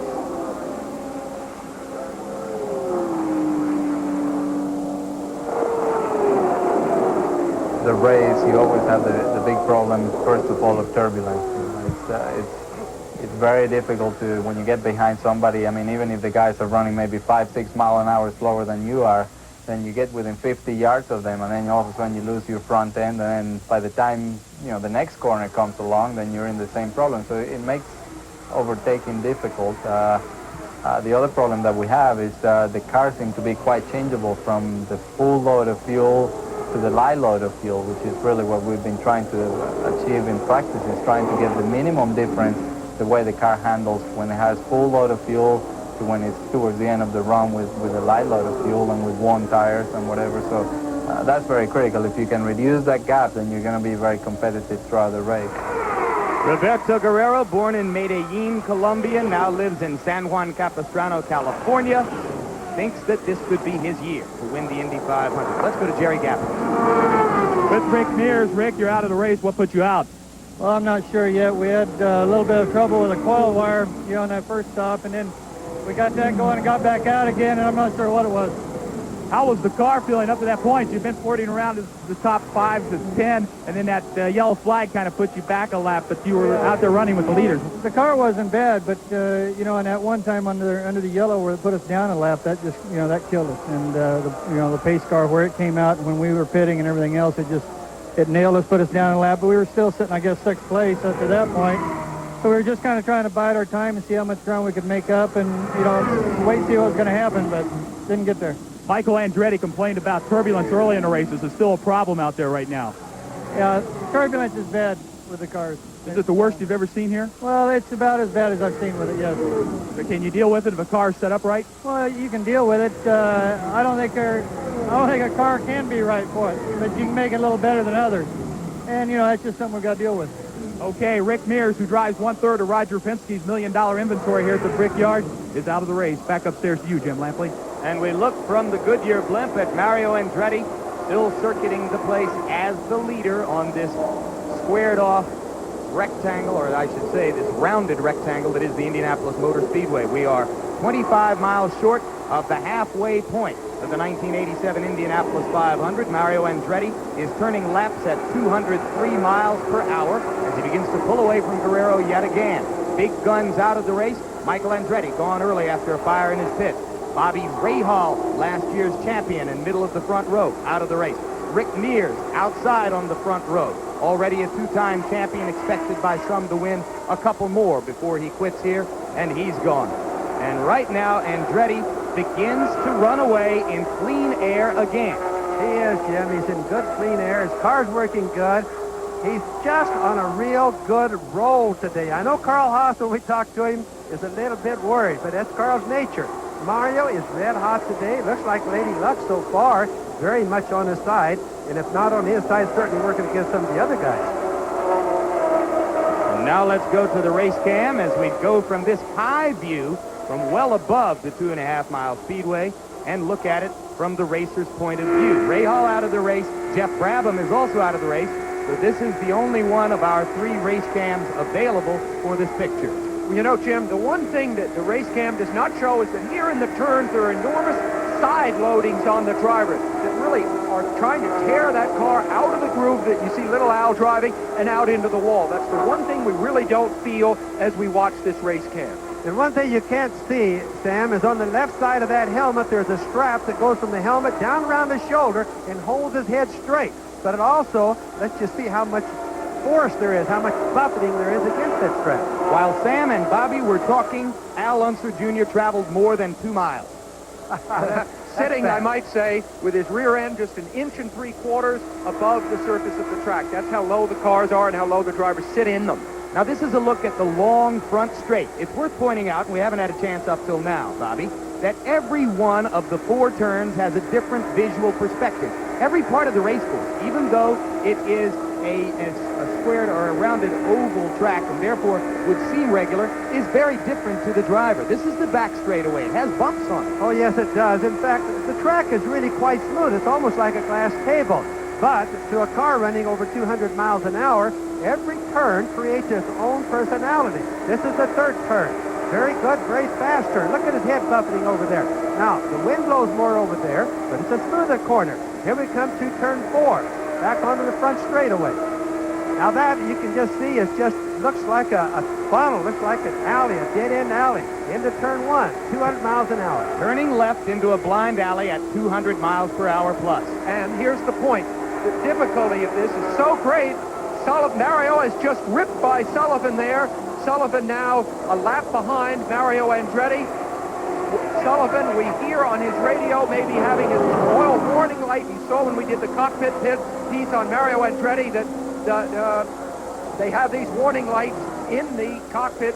And now Jack LaRue is down in the pit with a story on this, Jack. Well, Sam, let me put a period on the story about Mario Andretti and the purported penalty, the stop-and-go penalty for an infraction out on the racetrack. Let's explain to you how that happened. All the USAC officials are equipped with these radios all the way around the racetrack, and they report in as to what's happening. It seems that maybe they reported in a possible infraction, but I just checked with Jack Beckley, the technical director of USAC, and he said it was never discussed as to whether they would even consider giving Mario Andretti a penalty because there was no penalty to be given because there was no infraction. So we were listening to these radios and heard the report in, but never really got to listen in on the decision. Back to you. Thank you, Jack, and I bring you this report from our producer, my boss, Bob Goodrich. We stick by our story. We heard something about it. The eventual decision on that would go to Tom Benford at any rate, so I'm sure possibly it would discuss, but before it ever happens, it has to be approved by Tom Benford, and it obviously didn't get through there. But listen, there wouldn't be an Indy 500 complete without a controversy of this kind, am I right? We've got a controversy of that kind. Dick Simon on the back stretch, Jim. I'm sorry to jump in. In some kind of trouble, the man who is the oldest driver in the race, qualified 6th, was promising early in the game, running as high as 6th and 7th. He might be out of fuel, right, Bobby, the way he's swerving it from side to He side? obviously has a fuel problem. He's trying to make it pick up. He's sloshing the fuel back and forth across the tank so the pickup with the fuel pump will grab the fuel. But he didn't make it. Now, how could that happen? We'll discuss it later, but these gentlemen are supposed to know about how far they can go, and they're getting feedback from the crews on how far they can go on a tank of fuel. Well, Jim, that could possibly be it. He may not really be out of fuel. Remember, the driver doesn't know why it quit. He could have had an electrical failure and think maybe it just ran short of fuel. That is the yellow flag along the front straight, and now let's go to Al Troutwig under this yellow flag, who's standing by with Steve Chassie in his garage. Well, Jim, the problem with number 87 was not the chassis itself, pardon the play on words, but it was water in the engine. I'm with Steve Chassie and Lydia Lockery, the only woman to own a car in this running of the Indianapolis 500. Steve, first to you. The disappointment is quite clear. What are your thoughts about what happened to you out there? Well, I'm disappointed we didn't run all day, of course, but the United Oil car ran well. After the first pit stop, the boys fixed it. I radioed Huey and told him I couldn't run near anyone. It would turn loose on me. So on the first pit stop, they took some front wing out of it and had a little push, and then I could run near anybody, and we were running at competitive speeds, and I was thinking of a good finish. Earlier in the show, we had 8-year-old Blaine, Steve's son, explain to us a little bit about Steve's life. What are you going to say to him when you see him? Hello. Now, Lydia, outside, you were very upset when you told me about the car being out of the race. What are your feelings? Well, sure, I was upset. However, Turn for me here so we can see you. sure, I was upset. However, I am still thrilled that we made this race. That was quite an accomplishment. And what can you do if the engine blew? You know, Steve was driving beautifully. The car was moving well. At one point, I know that the board showed that we were in 15th place. And all I can say is that I'm really grateful that we did as well as we did. And I am glad that there were some companies in Indianapolis who supported us, United Oil, Life of Indiana, a lot of smaller companies. And I am so thrilled still with the way things went that we will be back next year. All right, thank you very much. These folks were pretty happy when they sat on the buffle and made the race. There's a little bit of a different feeling in here right now. Jim? All right, thank you very much, Alan. During that conversation, both Mario Andretti and his pursuer, Roberto Guerrero, pitted under the yellow flag. Guerrero got a very fast stop and made up just a little bit of time on Mario. We'll be back after this word from our local station. The role to win, to be clearly better than anyone else, to be the best. It's what drives men to race and Miller to make beer. Beer brewed darker with a special roasted malt. For richness you can see, quality you can taste. Being the best you can be, that's the American way.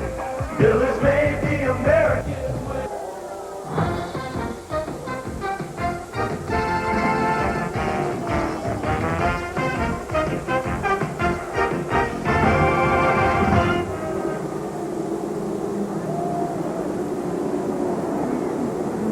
Back again with an update this time at the Indianapolis 500. Jim McKay reporting here. Only 2 cars on the same lap, and it raises a couple of interesting points. First of all, Mario Andretti, the leader, won this race in 1969, 18 years ago, when he's a kid of 29. Now he's 47 years old. No foreign driver has won this race since the late Graham Hill in 1966, 21 years ago. Roberto Guerrero, the only other car on the same lap, is from Colombia. He would be the first driver who was a citizen of a foreign country in all that time. Mario Andretti himself, of course, was born in Italy and lived there as a boy. Let's take a look now at some of the specifics of this race. The race analysis first. Only 3 leaders in the race. That's unusual at this point. Only 8 lead changes and 6 yellow flags. Now, a look at how all the cars stand after 98 of 200 laps. Mario and Guerrero on the same lap. Then Danny Sullivan left down now. Al Unser Sr. right up in there. Tom Sneevy and Ari Lyondike, you saw. Brayton, Pim, Barbazza, Fabrizio Barbazza, A.J. Foyt in 10th place. Peter Paldi, former world champion. There you see Rich Vogler, the others going down. And now they're going green. Mario Andretti leading the Indianapolis 500. Into turn 1 again. And still having no problems at all, it would appear. Okay, so they're restarted, continuing with the way the cars stand in this race right now. Derek Daly, you see there. Tony Bettenhausen, son of the late great driver here, in 18th place. And moving right along. down to 19th and thereafter. Johnny Rutherford in 20th place is out of the race, so he'll be dropping down. John Cock out, Mears out, and all of these out except Jose Lagarza, technically not up. He's 50 laps down, as you saw. So that's far enough back. Okay, out of the race at this point, and the reason. Let's take a look at that. George Snyder, who became a grandfather just a few days ago. Michael Andretti, his father leads the race. Luck was not with Michael this time. Ludwig Heimreth Jr. is out of the race. He crashed, as you see. Kevin Cogan, who's been a factor in this race positively and negatively in the past, finished second last year. Mechanical problem. Randy Lewis, Pancho Carter. He's been in this race a great many times.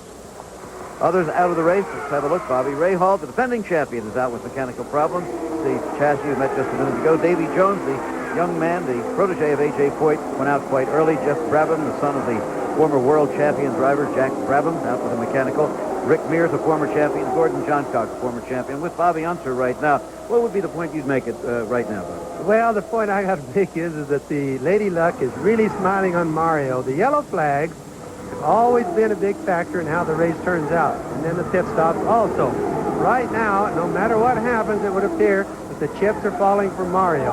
He's controlling the race as the fastest car, but Lady Luck is following him right down the road. Anything Guerrero can do for himself right now? Yes, he can, and he's doing good, and he's very much in sequence, but he's the only car on the same lap with Mario, and he's darn sure pushing Mario hard. That's the one thing that's going to keep Mario honest in the whole race. In other words, Roberto will probably have to run him hard enough to try to break him some way, thinking that Roberto has a Cosworth engine, Mario has a Chevrolet engine. Some of the Chevrolet engines during this month have been giving problems. Okay, back to Jim Lampley now.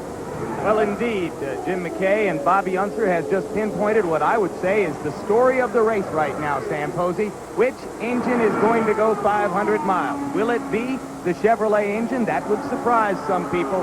Or will it be the Cosworth, the dominant engine of the 80s, and the kind of engine that Guerrero has nursed 500 miles 3 previous times here at Indy? You're making a strong Guerrero case, aren't you, right now, Jim? But listen, a word about the Chevrolet so that people are not confused with the Chevrolet engine that you might find in your car on the street. This Chevrolet engine was built in England as a pure racing engine. In many ways, it's very similar to the Cosworth engine. So if you could take a mechanical look at the first and second cars, you would not find the engines that different. However, the Chevy engine is newer, a little sharper tune, and it may very well take Mario to victory. Now, Jerry Gaffins is in the pits. Jerry? 18 years ago, Andy Granatelli took a foreign driver, Mario Andretti, to victory lane here at Indianapolis. Now his son, Vince Granatelli, is the car owner. Vince, you too have a foreign driver, Roberto Guerrero. You're running second. Can you put Granatelli back in victory lane today? Oh, we're still a little early for that, but we'll let you know in about 85 laps. Did you get any advice from your father coming into this morning's race at all? He gives me advice all the time. Okay, Vince Granatelli, the owner of Roberto Guerrero's car, watching his man work out there, and hopefully it'll end in victory lane today. Back upstairs to you, Jim Lampley. All right, Jerry Gaffins, and what a poetic story it would be if Mario wins today and makes Vince Granatelli second, or if Vince Granatelli and Roberto Guerrero are able to win because, of course, it was Andy, his father, who took Mario to victory in '69. Would Vince kiss Roberto victory lane? No one will forget that the last time Mario got a kiss in victory lane was so long ago from Andy. And earlier, we asked Mario Andretti how bad luck and the long string of freakish incidents which have knocked him out of this race have affected him. Have they affected him more than it would have been in any other race?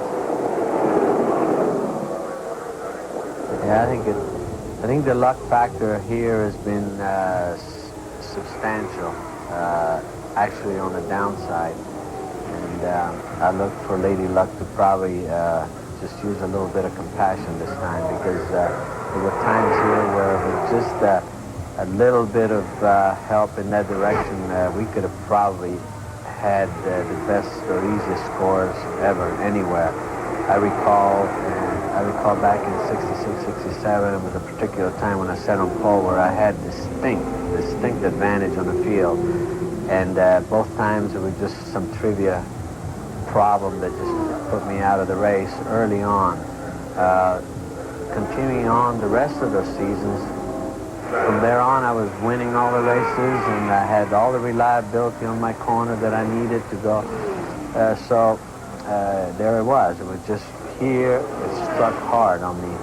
And that's the way it has been pretty much over the years for some reason or other. I think my record of finishing is a pretty good one. I think I've had good long stretches of finishing and winning consecutive events. Has not been the case here. Has not been the case in a lot of the 500-mile races, and I don't know why. You know, just close to, yet no cigar. So I think it's time that has changed a little bit. I think the law of averages probably, hopefully, is trying to come in my direction a little bit. And again, it's not just the fortune that we're looking for. The ingredients that I have behind me, I think, should be a considerable factor in trying to help Lady Luck make up her mind. If you feel for Mario at all, if you have a compassionate bone in your body, you have to feel for him as a result of all the things that have happened here. There's a man who seldom shows any emotion while he's here in Indianapolis. Adopts one of the least readable, most highly poker-oriented faces of anyone here, but you know that his heart is racing and his stomach is churning right now. I think it might be, outside of winning that Oscar, Paul Newman's greatest goal in life, to steer Mario toward an Indianapolis 500 victory. He's standing by with one of the public relations men who work in the Andretti camp as they time lapse and watch their man and wait now with 91 laps to go before the end of the Indianapolis 500. Let's go to Jack Carew. Earlier, Jim Lampley, you talked about a potential problem in your third-place car, Danny Sullivan's machine. The oil light supposedly blinking on and off. This is Chuck Sprague, the crew chief for Danny Sullivan. Chuck, what's the story on that light? Is it errant or is it indicating something wrong? Well, we weren't really sure for a while. It seems to have gone away at the moment. It's a switch that comes on when the oil pressure falls below a predetermined point. Now, it's a very sensitive switch. It's adjustable, and we set it very close to the oil pressure that the engine runs.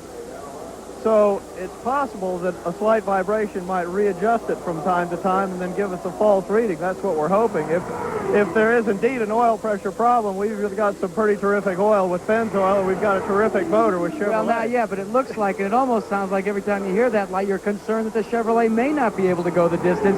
Because of that oil pressure light, you're a little more sensitive to it than most people. Well, you know, it's still a new motor, and we're still getting up on the higher points of the learning curve with it. But at the moment, it seems to be serving us quite well. It tends to be a little longer lasting in this March than it was in the Penske, so we're optimistic. We're running a high 190 pace now, so we're very happy. We just wish we hadn't got caught out that lap a minute ago. Put optimistic in quotation marks, and I think you've captured what the situation is down here in Danny Sullivan's pit. Gentlemen? Well, Sullivan lays in wait, one lap back. Mario Andretti, also with a Chevy engine, leads. Roberto Guerrero chases him. We'll be back. Back live in Indianapolis, Jim Lampley again with Sam Posey and Bobby Unser. You know, we've told you many times that on the lead lap, Mario Andretti, in a car with a Chevrolet engine, is being chased by Roberto Guerrero in a car with a Cosworth engine. One lap down in third place, Danny Sullivan, right there in the red and white car with a Chevrolet engine, is being chased by Al Unser Sr., Bobby, your brother, in a car with a Cosworth engine. Yes, it's kind of ironic. We've been hearing about all these horsepower differences. The Chevrolet supposedly having a lot more horsepower than the Cosworth. But let's just watch Danny and Al. Danny is in front with the Chevrolet. Al is behind with a Cosworth engine, same chassis, both 86 marches. Looks like Al pulls up on him pretty easy. Doesn't look like he's losing an awful lot in the straightaway, maybe a little bit there. Yeah, but Bobby, isn't that because he's drafting Danny right now? It'll be different perhaps if he's able to pass him. We'll see if he can pull away.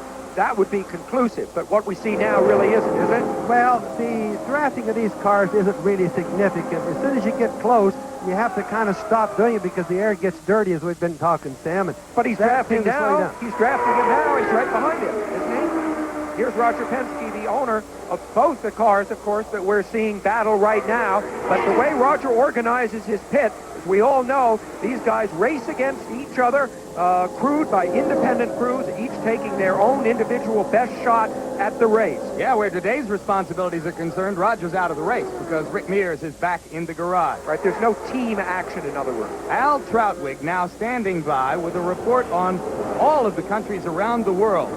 4 of the top 7 drivers are foreign-born who are receiving this race. Al? Jim, that's true, but none of them are from Japan. That has not stopped Japanese television from coming in to cover the race. Well, let's try to listen in here for a couple of words. 今ようやく ABC のリポーターが入ってまいりまして私たちを生放送で捉えようということです。Thank you very much. Also, Brazil is here live. Let's go over here. Scotty, my cameraman, we're going to take this run. Come on. Here's Brazil.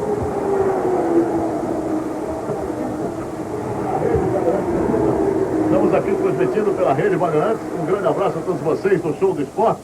Thank you for ABC. You're welcome. Okay. Kim, back to you. It's quite international here. Oh, and coming off of that, I've just got to put in an unformatted pop. On Monday, June 1, late night, Monday Sports Night on ABC is going to begin. Al Troutwig is the host. He is redefining the art of humor in sports commentary because he has the audacity not to laugh at his own jokes. Al, you're the greatest. Meanwhile, out on the track, we have another look at Sullivan. And now we're going to hear from Danny Sullivan. And simple question that you might ask of a man who's had the kind of experiences Danny's had in the last couple of years. I love to hear him talk about this subject. Is it fun being Danny Sullivan? Yeah, I'm having a good time. I mean, sometimes it gets to be a strain, but you know, you have to think about when you're starting and when you were in the Formula Fords and when you were looking on it from the outside, kind of looking in, and you were seeing the Jackie Stewarts and all those people, and you thought, that's where I want to be.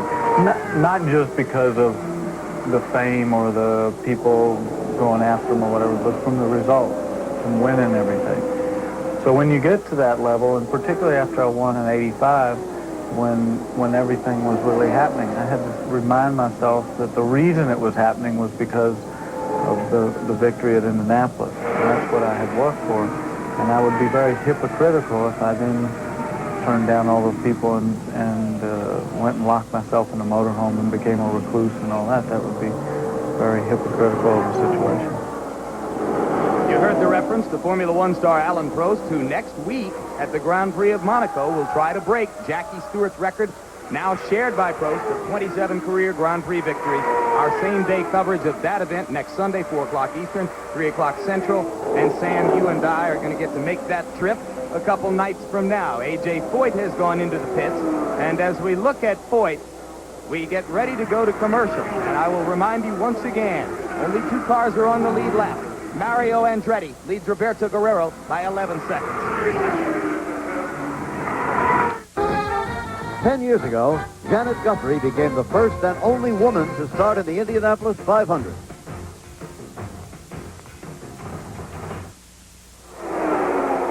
Back live in Indianapolis, Indiana. Technically, we are in Speedway, Indiana. 124 laps down in the Indianapolis 500. We've got about 200 miles to go. And Mario Andretti continues to lead over Roberto Guerrero. A.J. Foyt out of the car. His car headed for the garage. Let's go to Jack Arute. Well, he's conversing now with Jack Starn, his longtime crew chief. A.J., 30 years, and it isn't the way you wanted it to come out, is it? No, it seemed like the last 6 or 7 laps, the Indians started getting sick and started blowing off. So I don't know what happened, but something happened. Hey, what about the run, though? Always consistently in the top 10 with an unproven car. You really looked as if you proved that you are back. Maybe next year, 31, you'll be able to do it. We were back. I could have run a lot harder, but like I said, the car was all put together. I had no lap. And I thought we'd just ride for a while and see how things were, and we're just trying to stay up there. What about your assessment of the race so far? Is it Mario or maybe Guerrero? What do you think? You've seen a lot of them here. Mario's very good. He's a good friend of mine. He'd be hard to beat. His car don't break. As they say sometimes, gentlemen, maybe you should take that one to the bank. Back to you. Thank you, Jack Arute. And a final assessment on A.J. before we leave that story, Bobby. A lot of us had, I personally did, a good feeling about A.J. after his qualifying run. It was a beautiful piece of driving. Then he crashed the car on Thursday in practice, and it was clear that he probably wasn't going to make a big run today. Can he still be competitive? Yes, you know, A.J. Foyt has come back this year. He still has the talent. There's nothing wrong with his talents. It's all in his desire, whether he wants to do horse racing or automobile racing.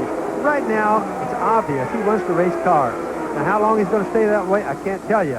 But I guarantee he went into this race today with a good chance of winning it, Jim. Bobby and Jim, as we watch Mario Andretti, we have word that Roberto Guerrero is going to pit. We see from here his crewman waiting for him. But you know, Mario has passed one important phase of the race, which is the early part, which is where he so often breaks down. So he's passed that part, which is good. And here's Guerrero now coming into the pits over that very rough, this is old pavement here, still concrete, and very rough, especially when you consider how stiff the suspension of these new cars is. You can see how long he stops. Jack Arute is there, Jack. Roberto Guerrero is taking on 4 brand new tires. He looks very calm, cool, and collected. They're taking on the fuel. It's a normal stop thus far. They're waiting for the fuel load to be full. Mo Nunn has given the signal, and he is off and away. A very fine, methodical stop for Roberto Guerrero. Back to you. 20-second stop, and you saw, I think, the smoothness with which Guerrero brought the car into the pit, as Jack said, waited calmly, and came out. This is a driver who does all of the little things well. Well, he does, Jim. That Guerrero, as we said earlier, is on a hot streak this year. The boy is a good race driver. In the years past, he just really hasn't had an awful lot of luck. I think he's turned around. But you know, Mario is starting to do a lot of the little things right, too, isn't he, this year? For example, his early pit stops, I watched very carefully. Mario, who may be coming in next lap. Now, let's watch him, because my feeling is that he has been far more conservative as he comes into the pits. And you see him here than he has in the past. He's often, Bobby can remember this, overshot his pits. Not so far in the race this year. Notice how carefully he's coming in.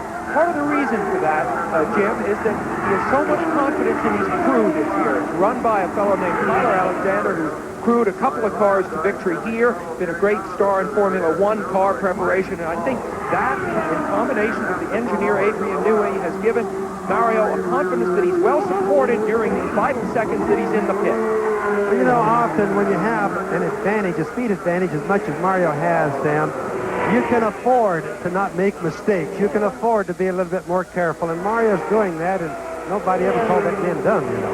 Interestingly, Guerrero was second in 1984 and now says he thinks he should have won that race. But he overshot his pit once, and he spun twice, and those mistakes cost him a chance to really compete in the closing laps with Rick Mears. He's got another chance today, and we'll be back. Are racing for the moment under the yellow flag. Why did the yellow flag come out? Well, at first we were told there was a piece of debris in turn 3. What was the piece of debris? Check the color. That is the nose cone from Roberto Guerrero's car. So Guerrero came back into the pits. He pitted on the green a few laps ago, as did Andretti. And then Guerrero came back into the pits, and his crew worked feverishly for a good 30 seconds or more to replace the nose cone. But I believe Roberto Guerrero is going to go a lap down as we go to Jack Arute. Jim, let's go back to recount that story. You said the errant nose cone had come dislodged out on the racetrack of Roberto Guerrero. How did it come unlodged? The report from the crew is that he hit another car's tire, and that broke it loose. So then they put another brand new nose cone, which they had available, back on the car. You can see how it goes on. You've got little holes right there that you have to get it exactly right. Well, the force of the hit on the tire bent those little pins that go in there. They had a great deal of difficulty getting the new nose cone on. The Zeus fastener on the top did its job, but it was tough to get it aligned. It's been costly for Roberto Guerrero. Let's go to Jerry Gaffins now for a further report on Al Unser Sr. Thank you very much, Jackie. It's time now. We're getting into the later stages of this event. It's time now to start thinking about fuel a little bit. This is Al Unser's fuel tank. They started with 243 gallons of fuel, almost 1,600 pounds of fuel in this tank. Now they take it and they measure it completely, and the crew says that the car is getting excellent fuel mileage. Remember, he is using a Cosworth engine instead of a Chevy engine, so the fuel is going well for Al Unser. But that might be a question up and down pit road and something we're going to follow up on with Mario Andretti. The other thing that's happening in the pits, the new radial tires Goodyear has used this year. There have been a lot of incidents on the track. Leo Mel, the director of racing for Goodyear, explained to us there have not been one single puncture of a Goodyear tire today, so it's making a very good debut now with the radial tire at Indianapolis this month. Back upstairs to Jim Lampley. Good job, Jerry. And now, with less than 175 miles to go, it is a hopeful but lonely feeling for 47-year-old Mario Andretti. He's alone on the lead lap. He has the race in hand. He's got a long way to go. We'll be back after the station break.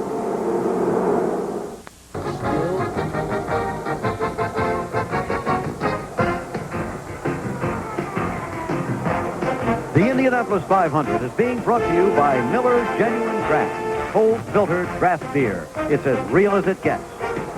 By Goodyear Tire and Rubber Company, No matter how far you go, Goodyear takes you home. And by Match Light, proud sponsor of the 1987 Indianapolis 500 Fast Start Award. We are back live at Indianapolis. I'm Jim Lampley in the booth with Sam Posey and Bobby Unser. There is the story of the leaders who are racing under the green right now in the Indianapolis 500, and you can see that one car is alone on the lead lap. Now, a quick postscript on what Jerry Gaffins mentioned just a few moments ago. Throughout the month, so much of what we've talked about and many other observers here have talked about has had to do, as you look incidentally at Emerson Fittipaldi's car. Emerson's car is now on the inside of the track, and Fittipaldi, who had to go back to 33rd place and start in a backup car after a practice crash this past Thursday, managed to make it 135 laps in the race, but now he apparently is going to be history. And there is Andretti, who is out there all alone, running well ahead now, a full lap ahead of Roberto Guerrero. But we talked all month about the handling problems, the excessive number of crashes, 25 crashes. Bobby Unser, it's been an extremely clean race given those circumstances. Oh, it certainly has. You know, the only problems we've had all day so far is what we had with Jose Lee early at the start of the race. Number one turn, number one lap. And since then, we've only had Danny spinning and just almost nothing. It's been the nicest, cleanest race, and I think the account for that has been the weather. The weather has been very cool. The track is cool, the air is cool, made the cars stick good, a lot safer. Incidentally, Emerson's car is not an accident, so the people know. That's a mechanical problem. He was going slow. Something probably quit on the car, maybe the engine. Yeah, thanks, Bobby, for pointing that out. And Sam, any reflections on the tire and wreck story? Well, you know, I think the reason it's been so safe, really, is that the cars have been going so slowly. Except for Mario and the 3 or 4 guys pursuing him, when you watch him go by the slower cars, look at his superiority. The pace among the majority of the field is really extremely slow. I don't think we really are answering those questions about the tires and about the suspensions of the marches and some of the other things that were big issues during qualifying. Right now, let's return to the story of 47-year-old Mario Andretti, racing here after having been a rookie 22 years ago in 1965. He won the race in 1969. It's fascinating to me that if you were to look back at what happened in practice and qualifying every year and then tried to guess which year Mario had won the race, 1969 might be the last one you'd pick. There have been so many other years when he appeared in a position to win it, and so many things have gone wrong. Right now, with Al Troutwig, let's reflect on the litany of frustration for Mario Andretti at Indy.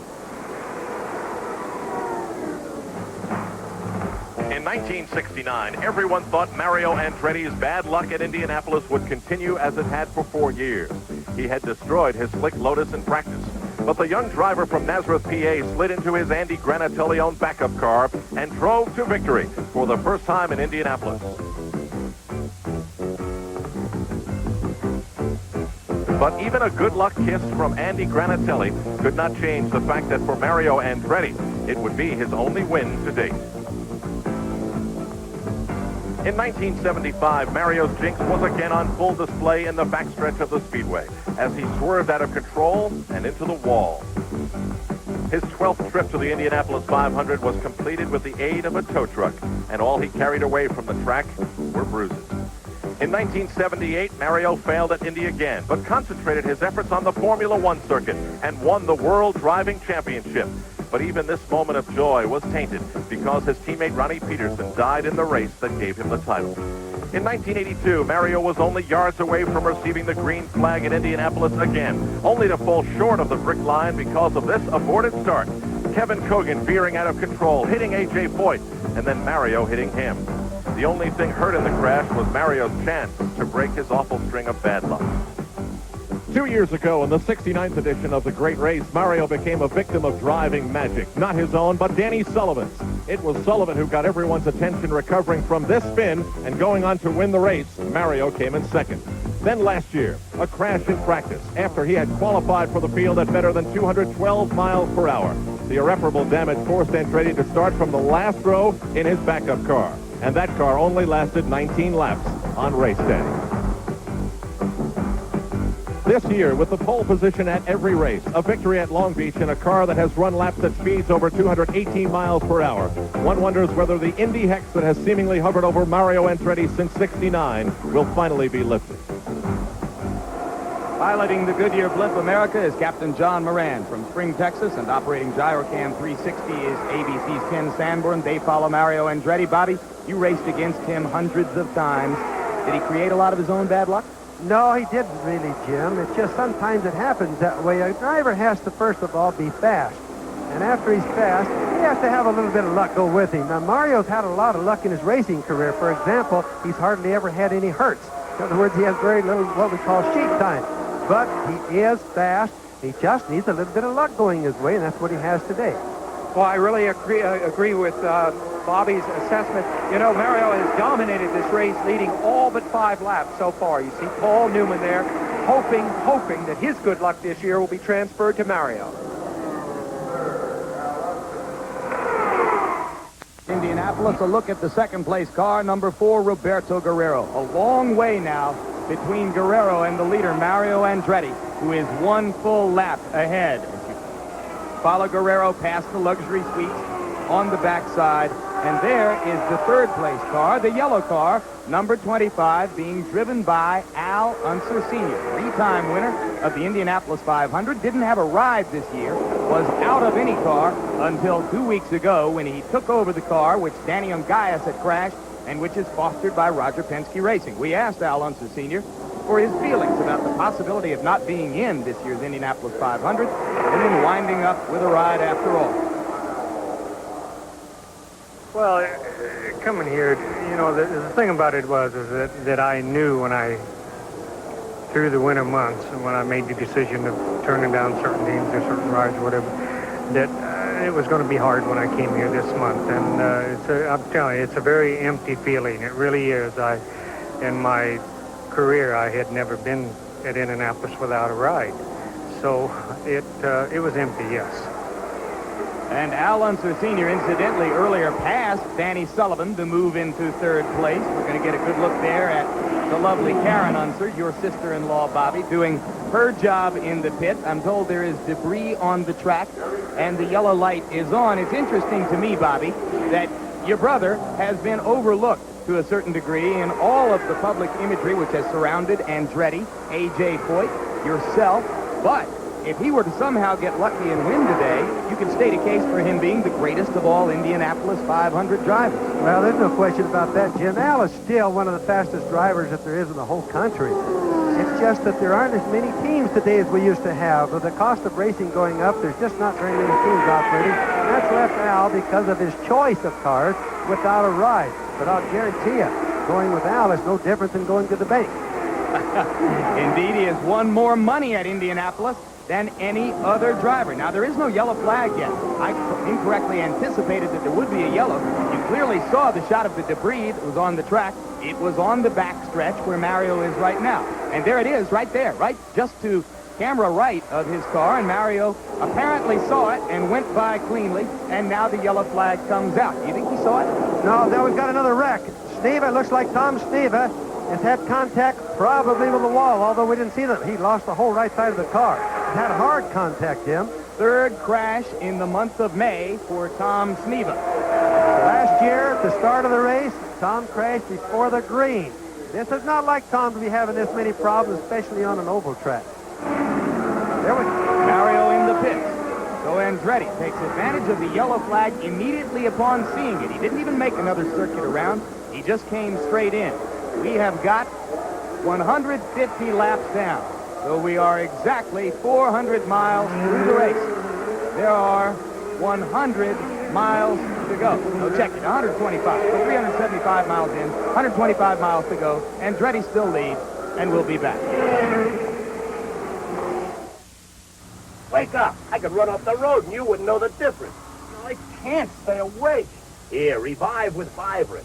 Vivarin helps wake you up. Government-appointed experts confirm it's safe, effective. Revive with Vivarin. Have a nice day at the office. When things heat up on the track, I keep my cool with Ice Blue Aqua Velva. Honest, rugged, my kind of style. Another tough day at the office. There's something about today's Aqua Velva man. Oh! Just like that, this AC copper core spark plug can fire 30 times. That's the firepower today's high-revving car engines need. What about your plugs? If they can't fire for up to 30,000 miles, oh,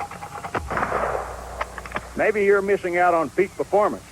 Now, get up to $7 back on AC filters and plugs. See your retailer for details. Wait for trouble, and you've got it. As you can see, I have a large and adoring fan club. To show how much I appreciate their good taste, I'm throwing them an A&W root beer float party. Now, the first thing you do is flip in your ice cream. Then you pour in your rich, creamy A&W root beer. Now you kids try it. Just because they have good taste don't mean they have good aim. Pour yourself an A&W root beer float. All right, where's Joey? He should be back by now. Here he is. Let me explain something, kid. The winner here can take home $500,000. I know. You win with one battery. That's not it. Since 1971, more Indy winners have started with the same Sears Die Hard you can buy for your car than with any other battery in the world.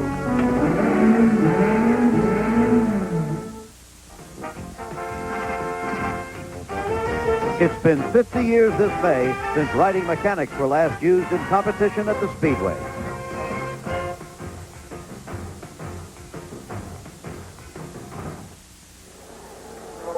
Live at Indianapolis as you see Tom Sneva's car being hauled away from the backstretch where he hit the wall, and we're going to take a look now in replay at what happened with Tom Sneva. Bobby? Well, he obviously hit the wall, but unfortunately we didn't get quite on it soon enough with the camera to see what caused it, whether he slid in some oil, whether he just made a mistake and got loose, but he certainly got the whole right side of the car off. Well, we got another look. He's going to come right through the frame here, I'm told, so let's check one more time. Oh, he has just hit the wall just moments before we saw him come through the frame there. In fact, we can see photographers responding there on the second turn to what happened to Sneva. There's the debris that was left on the track. Under the yellow flag, both the leader, Mario Andretti, and second place, Roberto Guerrero, pitted. Now they could go the rest of the distance on only one more pit stop. Pit stop, a key to the race. Andretti's crew won the pit stop competition here. Let's take a look back. Last Thursday afternoon, a festive crowd filled the stands here at Indy, while others simply dropped in to watch some of the sport's biggest stars. Names like A.J. Foyt, a four-time 500 winner. This year's pole sitter, Mario Andretti. Bobby Rahal, last year's 500 winner. And Roberto Guerrero, winner of the Phoenix 200 earlier this year. While the fans may have turned out to watch these stars, the stars turned out for these stars. Their crews who often toil in the pits unheralded, while providing the foundation for a driver's success. The occasion was this year's Indianapolis 500 Pit Crew Contest Finals, a $50,000 event that crowns this year's fastest pit crew. The first semifinal pitted A.J. Foyt in the upper lane against Bobby Rahal. The drill called for each team to change 4 tires, simulate a 5-second refueling, and send the car upon its way. Quick work by the Rahal team, and an exit that smoked the competition gave Bobby's crew the first-round victory with a time of 21.34 seconds. In the second semifinal, Mario Andretti in the lower lane went head-to-head with Roberto Guerrero. Their quick work showed everyone why the Andretti team is considered one of the best in the business, when they posted a winning mark of 21.96 seconds. And so, the crews regrouped, and the stage was set for the finale between last year's 500 winner Bobby Rahal and this year's pole sitter Mario Andretti. Andretti's team manager, Tyler Alexander, huddled with his people and emphasized the importance of teamwork, while the Rahal team, decked out in some unusual but pretty casual crew shirts, gathered up their equipment to tackle the finale. And the contest was a dandy one. With the drop of the green flag, Rahal's group got a quick jump and set to work first. But Andretti's team took their manager's advice to heart and attacked their duties methodically, looking unconcerned with Rahal's progress. By the time the final tires went on, Mario definitely had the clear-cut advantage. The jacks dropped, and Mario was away first in 18.05 seconds to win the championship and a $25,000 first prize. Bobby Rahal's team took runner-up honors and a check for $15,000. Afterwards, Mario placed the victory credit where it rightly belongs. This is really the day for the crews, too, isn't it? This is their chance to shine. You're kind of secondary today. Absolutely. Totally secondary. I was just riding in there. All I have to do is bring it in, take it out. The bulk of the work they do, and they did it. And while we were away, during pit stops, both Roberto Guerrero in second place and Al Unser Sr. in third place came into the pits. Unser Sr. exited first. So right now, we've had a change on the leaderboard. Mario Andretti still one lap up. But the new second-place driver, one lap down, is Al Unser Sr., who is stalking his fourth Indianapolis 500 championship, a mark which would tie him with A.J. Foyt as one of two men to win the most ever. He'll have to have a little racing luck. He'll have to see something happen to Andretti, but if it does, he's right there. Let's go now to Jim McKay for a host update. Well, Jim, it's kind of interesting to note that in 1968, Mario Andretti finished last in the Indianapolis 500. The next year, 69, he won it. Last year, he finished 32nd, next to last. And this year, well, it looks more and more like Mario may win that elusive second Indianapolis 500. Here's how they stand right now. Andretti followed by Al Unser Sr., remember, now in second place. Then Guerrero of Colombia. Danny Sullivan, a former champion. Fabrizio Barbazza, young man there. Not a familiar name yet. Scott Brayton, Al Unser Jr., so both of the Al Unsers are in the top 10. Gary Bettenhausen and his brother Tony Bettenhausen. I don't think he's in two places at once. But here is the race analysis. 14 of 33 cars running. Only 3 leaders, only 8 lead changes, 8 yellow flags. The average speed 165.538.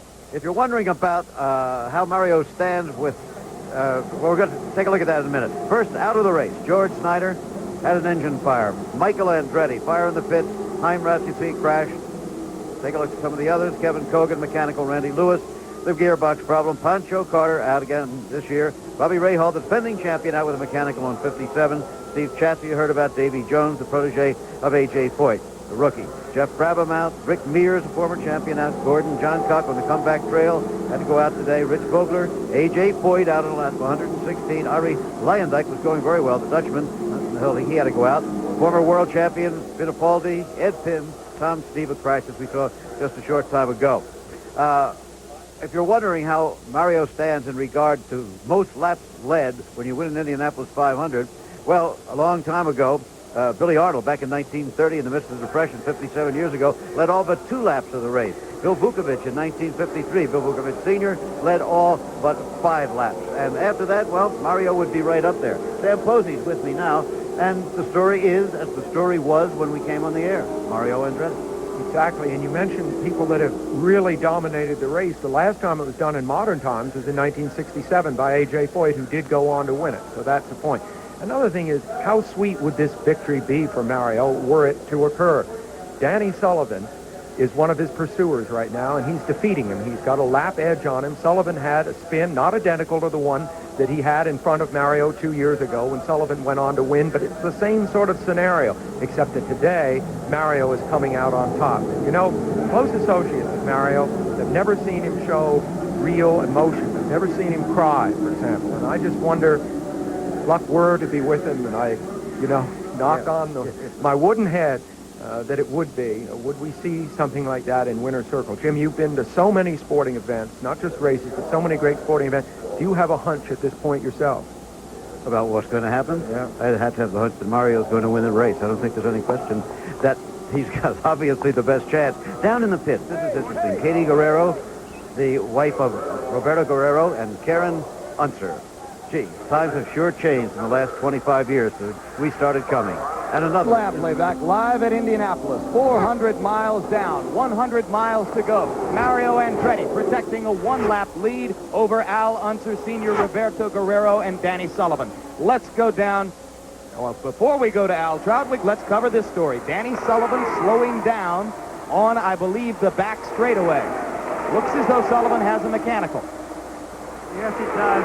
Remember, he's been having a yellow light problem, meaning oil pressure, Jim. This could be eventually happening. Remember, the light comes on when the oil pressure gets low, and this could be very well what's happened to the car. And if it is an engine problem, that's a Chevrolet engine in there, exactly the same kind that is in Mario Andretti's car. So we've always known that if there is a weakness in Mario's race day plan, it is probably the engine. Is this a portent of things to come? But remember, Sam, Mario runs a Chevrolet too, and he's not had any engine problems to any degree all year so far. These cars have had continual engine problems, so there may be a little difference in the builder. Going 500 miles with the Chevrolet engine is a step into new territory. Has not happened nearly as much as has the 500-mile run of the Cosworth engine, which has accounted for victory in every race here in the 1980s. Yellow flag out. Andretti continues to lead. We'll be picking up that story that Troutwig has for us a little later on. But right now, with Mario Andretti protecting his lead under the yellow flag, let's break for our local stations and a commercial. Local stations.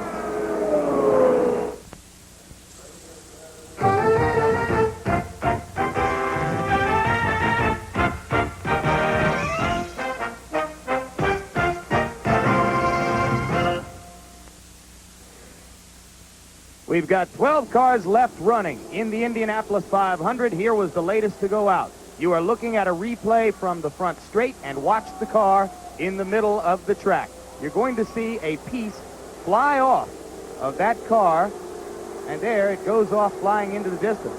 That's a wing plate, the edge of the wing, Jim, and that's about a common thing that's been happening to these cars. Maybe this one didn't. Most of them take the carbon fiber wing plates off and put aluminum on in place. Meanwhile, the day ends for Danny Sullivan.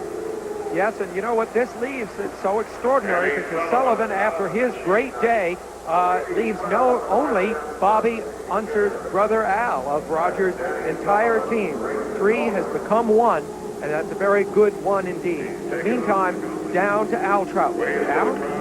Sam, you and I frequently speak of new innovations in racing. You're looking at one of them. This is the means of communication being used by the Tony Bettenhausen crew. If it looks like a telephone to you, you are correct. If we knew his number, we could actually dial him in his car. This is Ted Quackenbush, a representative of the Tony Bettenhausen crew. Ted, how's the telephone working? Worked great for about the first 100 laps, and then the microphone in the helmet gave away, and now we're going back to hand signals. What does a telephone call like this cost? Well, since today's Sunday, it's off peak, so it's 17 cents a minute. Which comes out to roughly $30.60, Jim Lampley. Only you, Al Troutwig, only you. And since I've left you hanging on the edge of your seat, let me take you off of it. The car which lost the wing plate was that of Fabrizio Barbazza, the 23-year-old rookie who lives in the legendary racing town of Monza, Italy, and who's been running beautifully here today in the top 10 much of the day. Fabrizio is driving a car for none other than Frank Arciero. That's a guy I used to run for, and Dan Gurney used to run for. He's been racing a long time. All you Italians stay together. There you go. And it's the crew chief there is the brother of the man that was my chief mechanic here, Dennis McCormick. And he told me that Barbazza comes on strong in the latter stages of the race, so we may see a lot more from him yet. Meanwhile, let's take advantage of this yellow flag to remind you that on Saturday, June 6th, which is 2 weeks from now, or actually 13 days, ABC Sports continues its live triple-round coverage with the Belmont Stakes. Kentucky Derby and Preakness winner Ali Sheba will look to capture the third jewel and complete a $5 million Triple Crown purse. The 119th running of the Belmont, live 4:30 Eastern, Saturday, June 6th, ABC Sports. Green flag at Indianapolis. The yellow flag has bunched up the battle for second and third between Guerrero and Al Unser Sr., and now it is Roberto who has moved back into second place. Roberto passed Al right on the green flag. It looks like maybe Roberto caught Al sleeping a little bit, very much the way Ray Hall caught the boys last year and won the race that way. So I'm sure Al's going to really wake up over this one. Well, Ray Hall still contends to this day that he had the big advantage from the second place position, that there was almost no way he wasn't going to pass Kevin Cogan in those circumstances because of the wind condition. Well, possibly, yes, but I always felt that was very gracious of Ray Hall to pay, Kevin Cogan the compliment. Now, we look here at the pass that Bobby was just talking about. Mario, of course, is leading the race. You see Al out toward the wall on the left side, and you see Roberto on the right side, who timed it just perfectly in a pass that really is the duplicate of the pass that we were talking about that won the race for Ray Hall last year. And let me make one point that I perhaps didn't make clearly enough at that time a year ago. You can go when you see the green flag. You don't have to wait until your car is parallel to the scoring tower, the flag tower, I should say. And now let's go to Jack Caruth. Jim, now is the time when all the crew chiefs have to determine when do they pit for the final time. Well, checking with Mario Andretti's crew chief, Tyler Alexander, here's the mark. 1 lap from now, the window opens. Anytime from then on, they will pit for the final time. Of course, they hope that it will be under caution. And you know what? They've already selected the set of tires that they're going to put on the car for that last pit stop. It's a set of tires they found to their liking early in the race. Let's go back up to the tower. That's something that a lot of teams will try to do. You wonder if Guerrero has a set in reserve as well. Possibly, but you know, this year with the new Goodyear radial, the radial is far more puncture resistant than the old bias ply tires used to be, and also it keeps its dimension much more. So the changing of tires is less critical. In other words, they are less likely to have had a blowout and less likely that you'd be using a change of tires to change the handling of the car. 168 laps down, 32 laps to go. Andretti still turning laps at 200 miles per hour and leading by a lap in the Indy 500. When Bobby Rahal took the checkered flag last year, he became the first driver to complete the Indy 500 in less than 3 hours.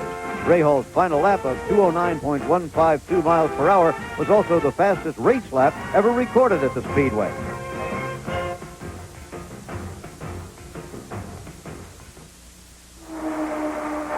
We are back live, and you look at the leader, Mario Andretti, with now only a short distance to go, 28 laps in the Indianapolis 500. Andretti is being chased by Roberto Guerrero. We keep mentioning that Roberto Guerrero and Al Unser Sr. are just 1 lap down in case you're not totally oriented to auto racing. What does that mean? Well, it means Guerrero would have to pass Andretti twice to take the lead, and the same is true of Al Unser Sr. And the gap between them, Bobby Unser, is significant in terms of time. Well, it really is, and you got to remember this now. Mario's in a different predicament right now than he's been all day. It means that he's got to drive totally a defensive race now.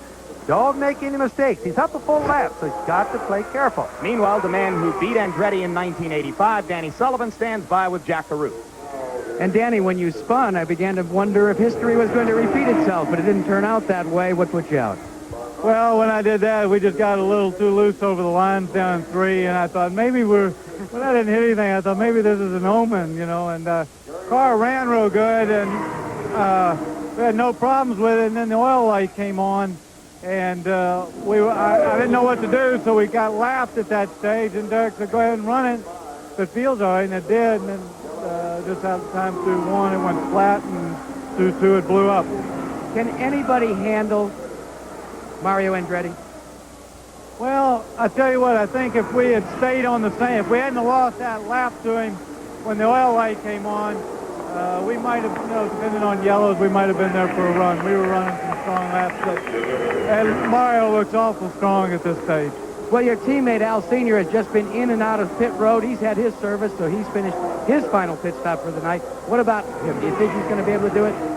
Well, I'm pulling for Big Al, obviously, but it'd be nice for Chevrolet if Mario won, and I know he's been waiting for a long time, but I got to be pulling for Big Al. He's my teammate. Well, that's the story from one teammate to the other. Let's check in the other side of pit road with my colleague, Jerry Gappin. Jerry?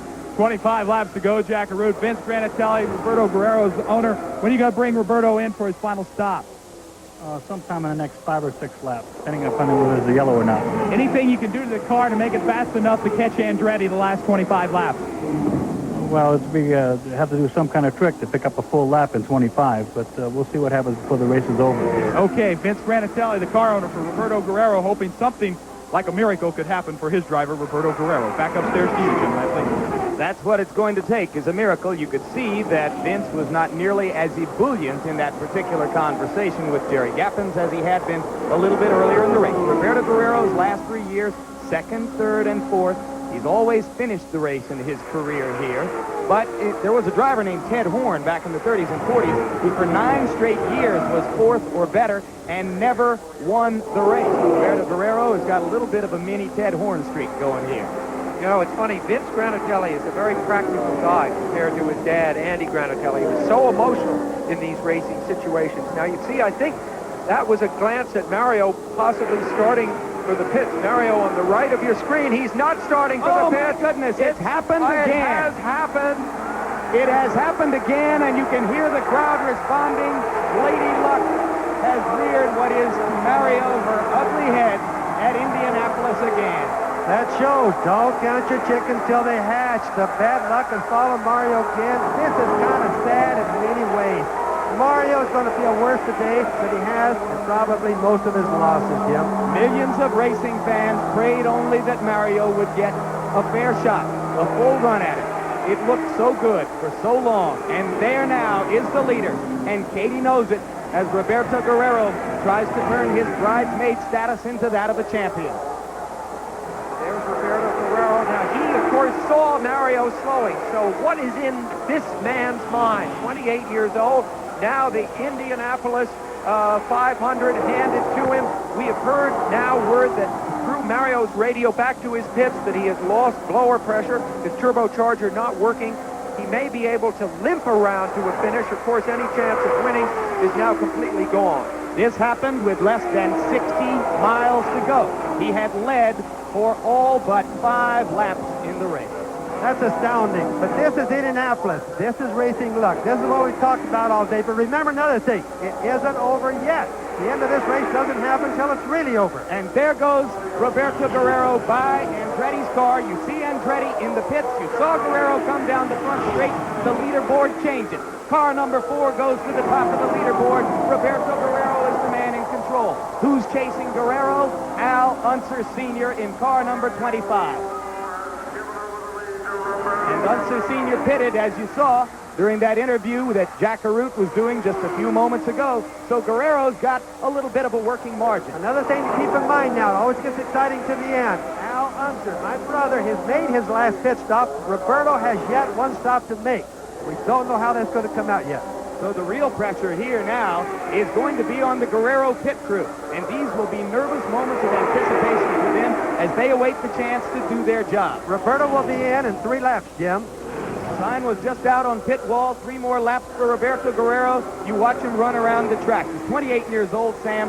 What is in his heart and his head right now? We hear he may be coming in next time. Of course, his pit crew has been flawless so far, and they've also proven they can overcome adversity very quickly. When that nose cone came off, they made very quick repairs, Bobby. Sam, the strangest thing I find is how does that tape holding that nose cone on? I predicted it would come off before now. Second place right in front of him. Your brother right in front of Roberto Guerrero. I think Jack Arute's report, Bobby, said that they were able to get that Zeus fastener fastened, and I just put the tape on for extra... Would it make sense for Guerrero to try to lap Al Unser one time before he comes in? Yes, that's what's on his mind. He goes past Al Unser Sr. He's got a lap on him now as he prepares to make this pit stop. Unless the radios are working, Al may not even know that was Roberto coming up on him like that. He may not have been sure. Oh, not with the color of that car, Bobby. Everybody on the track knows who that is.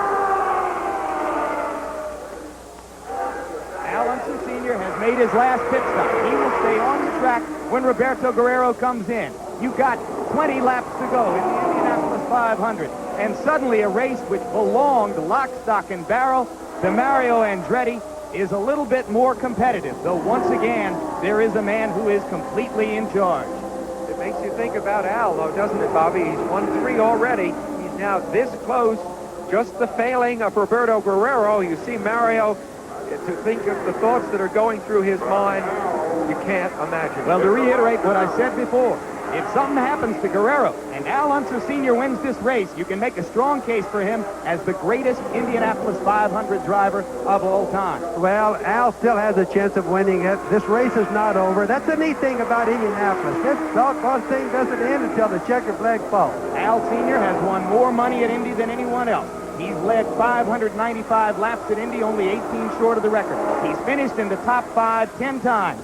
He is the man, I'm sure, of those remaining on the track that Guerrero least wants to see chasing him in this situation. Here comes Roberto. Let's watch the pit stop. All right, this will be interesting to see, Jim. They better not make mistakes now. He has a chance of winning this race. Now's the important time. Everything in racing comes down to the very last part. Now there's second place, Al Unser Sr., and he is still out on the track, remember, as Guerrero makes the pit stop. No adjustments for Roberto so far. The critical thing here for Roberto to get out of the pits before Al Sr. makes it back around on the front straight. Al Sr. is going down the back stretch. Now he's going into turn 3. You know that's in Roberto's mind. This pit stop is dragging on there. Kill the engine. Roberto killed the engine. Stalled it. This is really going to change the outcome of this race. Roberto's engine, he's got it going off, Jim. They're going to be very close. They're going to be very close. Here's on turn 4 in the front straight. He's going to pass him, I think. Yeah, he can't get it going. It's stalled again. Al Unser Sr. takes the lead in the Indianapolis 500. You've got 18 laps to go. This man has won it 3 times already in his career. He's 47 years old. He didn't have a ride until 2 weeks ago. And now Guerrero has had a taste of Andretti.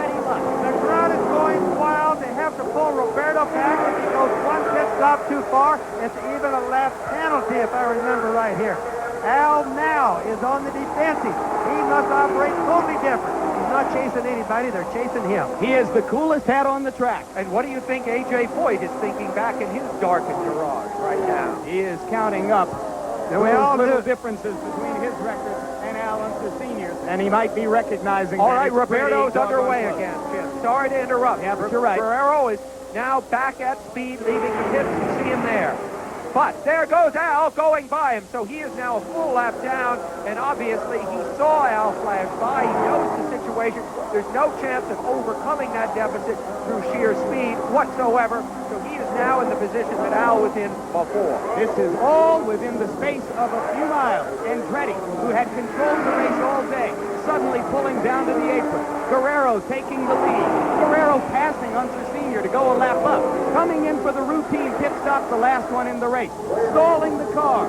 And Al Unser Sr. taking advantage of the opportunity to move into the lead. All he's got to do now is finish cleanly. Jim, I still want to caution everybody. This is the Indianapolis 500. You can't tell what's going to happen. We've had an extremely exciting race, especially at the last here. More action than you can believe. But Al is on the defensive. He must keep everything together, but he can do it. He could have had even more than 4 wins. He was second in 1983. There's Mario finally coming back out into the race. He's going to finish it, perhaps, but only as an also-ran today. Unser Sr. was second behind Tom Sneva in 83. He was in the hunt in the last 10 laps. His son, Al Unser Jr., tried to block Sneva, or at least create some dirty air for him to give him a chance to win. It didn't quite pay off. Al Jr. is in 4th place. We could have a good Unser day here before we're through. I think you've already had a pretty good Unser day, Bobby. And the car right now that Big Al is following is the rookie car of Fabrizio Barbazza, who is now 3rd. Barbazza having one of the greatest runs by a rookie that we've seen in recent years. Since Roberto Guerrero in 1984. All right, we've got 15 laps to go. We're going to go to commercial one more time. And when we come back, we're going to bring you the finish of Al Unser's bid for a 4th Indy 500 title. From overhead at the yellow car, carrying what is now the story of the day, and perhaps to a certain degree the story of the decade at the Indianapolis Motor Speedway.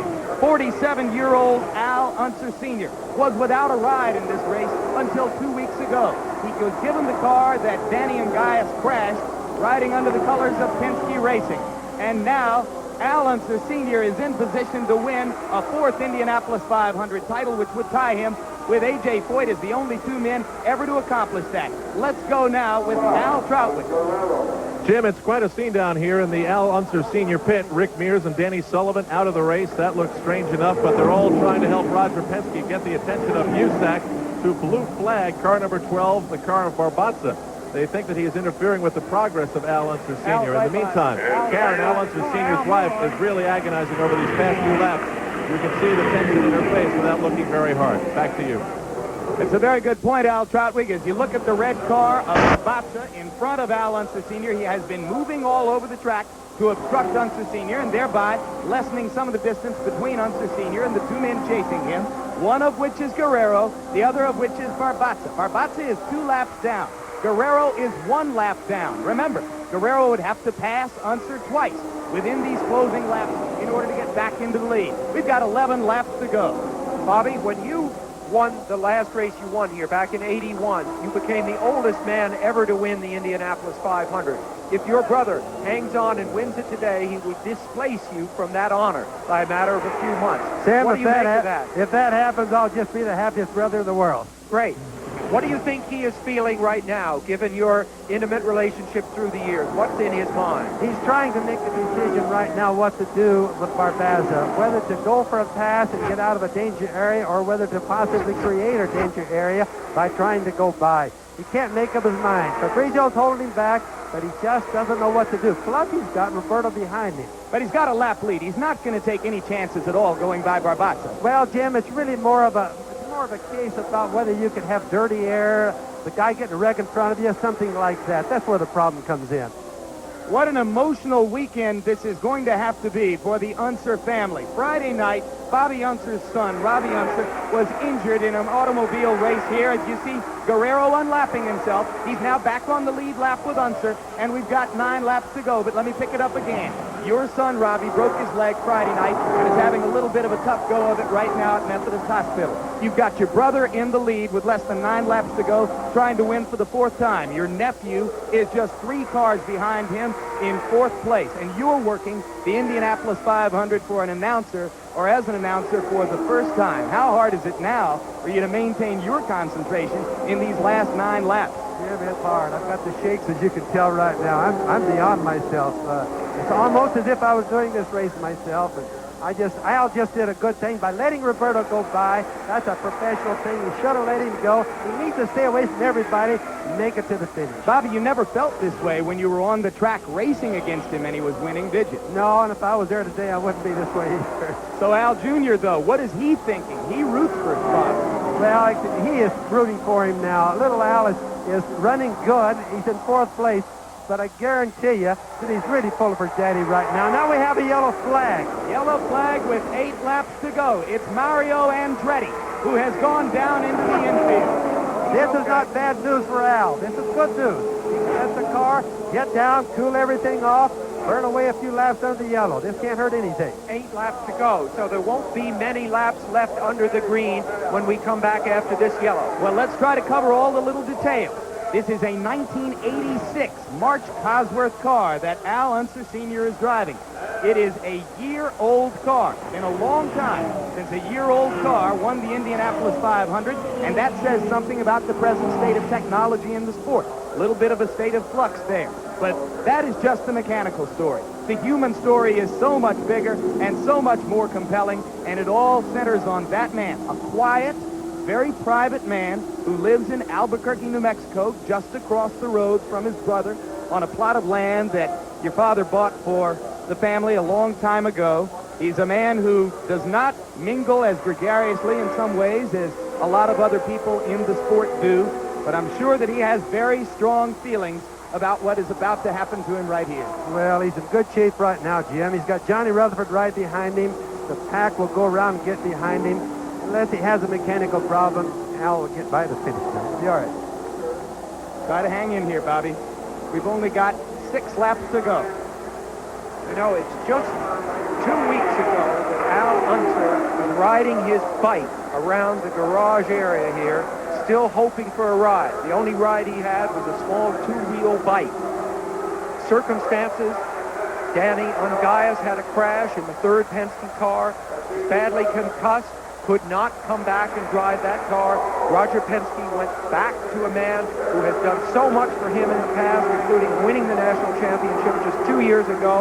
And so Al Unser now sits at the wheel of the car in this race, which is the envy of everyone else. And isn't it ironic that the man who sits behind him, and we haven't given him a call all day, is Johnny Rutherford, another 3-time winner who, if he were in the hunt and he thought he had a good chance, would have been looking for a 4th victory today. Johnny Rutherford now watching as the man ahead of him proceeds toward a big plateau in Indianapolis history. You pointed out that he didn't have a ride. He had offers of cars, as you look at Guerrero flying around trying to make up a little bit of distance under the yellow flag. He had offers of cars, but he said that he would only take something good, something that had a chance to win the race. Well, and there aren't very many cars he could have picked from. Most of the cars were gone, and it's because of Danny Ungaias' accident that opened this ride up for Al, Jim, and he was very thankful for that, but he felt sorry for Danny. Of course, it was a head injury. Otherwise, Danny would have been in this car. Of course, when he won the championship, I say the IndyCar World Series Racing Championship a couple of years ago,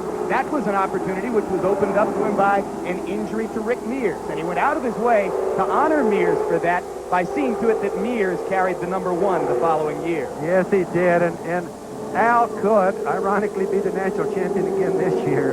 We don't predict things till they're over with, but Al, like I said earlier, hasn't slowed down, and today, obviously, is in pretty good shape. Al is not a fast qualifier. In 22 Indy 500s, he's been on the front row only 3 times, but he's won 3 times and finished second 3 times. Now, I mentioned earlier, I said 6 laps to go. I was 1 lap ahead of myself, but now there are 5 laps to go. Al Unser Jr. is the car directly in front of that of Roberto Guerrero. And this harkens us back to 1983 when in a similar situation, Al Jr. tried to protect his dad from Tom Sneva. Is there anything he can do when they come back green to help make sure that his dad will win this race? Jim, he really doesn't have to. There's nothing that's really necessary right now. Johnny Rutherford is right behind Al. Johnny's a good driver. Johnny knows what the situation is. There's nothing to go for.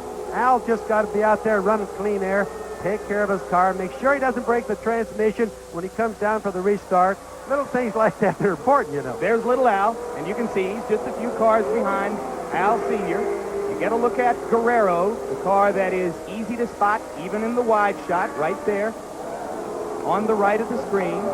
The big orange number 4. It looks like a bomb about to explode. I'll tell you, that car looks fast even when it's sitting still in the garage. And we are now told that Guerrero's crew has told Roberto to just cool it. And they are now telling him, we are told, and we don't know for certain that it's true, that second is better than blowing it. All right, the green flag is going to come out, and you're going to have 4 laps to go. So the Indianapolis 500 is now the Indianapolis 10 for Al Unser Sr. as he tries to win it for a 4th time with 4 laps to go. He's pulling away, Jim. He's in good shape. The transmission went through the last shifting it should do until the end. That's, thank God that worked too good. You think Guerrero is thinking to himself right now, I blew this race for myself, I stalled it leaving the pits? Yes, Sam, but you know, as we talked earlier, we watched Mario as an example miss a lot of pit stops through his career. Pit stops meaning come in and miss the whole pit. So Roberto made a mistake. He did that all last year. As we talked earlier, we really thought he was over that this year and on the road to good recovery. When he won at Phoenix a month ago and broke through the window in a sense because after being on the threshold for a few years, he won his first IndyCar event. He got help when Bobby Rahal stalled his car out in the pits on the last sequence of pit stops. And even the very best are not immune to problems in the pits. Your brother Al, just 2 years ago, ran over his air hose going out of the pit and lost a hole, was penalized a lap, which cost him a chance at a last lap possibility. Well, he finished 1 lap down. If he hadn't run over the air hose, he'd have been on the lead lap at the end and challenging Danny Sullivan for the victory. Now Sullivan stands in Al Unser's pit and roots for his teammate to win the Indy 500. Can you just imagine how Roger Penske is feeling now? He absolutely winning this race. No idea that Al Unser would be driving for us.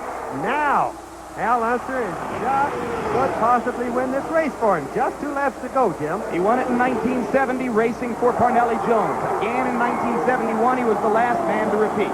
He won it in a chaparral in 1978. He has not won it in 9 years. He was second in 83, 5th in 82, 3rd in 84, 4th in 85.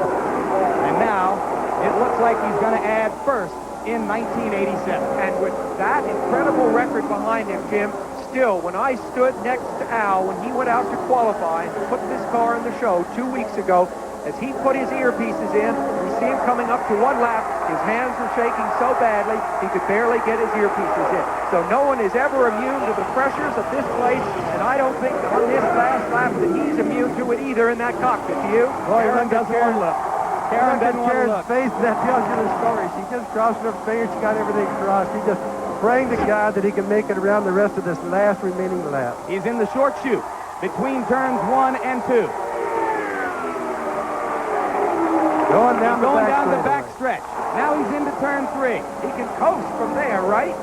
Just about. When he comes off of turn 4, he can slide across. That's Chris Mears, Rick Mears' wife, hugging Karen. And now here it is. Your brother, Al Unser, joins A.J. Foyt as one of only 2 men ever to win the Indianapolis 500 4 times in his life. That is fabulous. That is absolutely fabulous. I just cannot believe it. Bobby, congratulations. Oh, It's simply fantastic. Thank you. I mean, this is great. This has been a day. This makes up for Robbie getting his leg broken. Well, and I'm sure Robbie's watching right now. There's a television in that hospital room, we hope. Yes, he is. Well, he's not watching TV, but he's listening to the radio. Oh, that's right. He's listening to the radio and later. listening to Paul Page call this race on the radio as this telecast is blacked out until later this evening in Indiana. And the crowd now stands and responds for the man who can be called, certainly, one of the two greatest race car drivers ever in terms of his record in the Indianapolis 500. Rutherford next to him. You have to assume they exchanged a wave somewhere. And there's Little Al. Little Al pulls up next to his dad. Happy for his father right now, guarantee you. Little Al hasn't won yet, but this may not be the last Unser victory by any means in the Indy 500. Oh, I don't think it will be, but the important thing is we have a four-time winner in the Unser family. Al's done a marvelous job today, especially considering he came here without a car to drive. Bobby, tell me honestly, as the race began, did you think this was possible? Sam, I knew it was possible because, not necessarily about Al, but of several of the guys that have a lot of time here. We expected the race to have a lot of problems today. The weather helped it not have so many problems.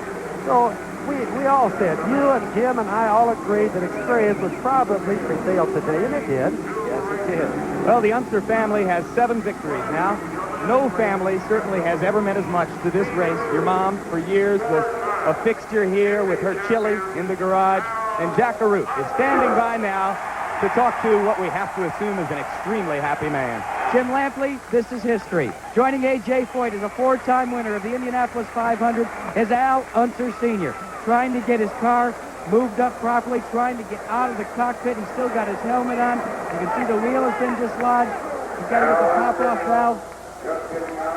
It's just pandemonium here. He just wants to get out of the car so badly. They're trying to yank it off. There we go. Just wants to get the congratulations. Roger, fantastic. Congratulations. What a wonderful win. Well, it's great for Al. He did a great job. We hugged him. That's great. Al's getting his helmet off. His wife Karen is here, ready with the congratulations. What a terrific story. And so much as on May 3rd, this man didn't even have a ride for the Indianapolis 500.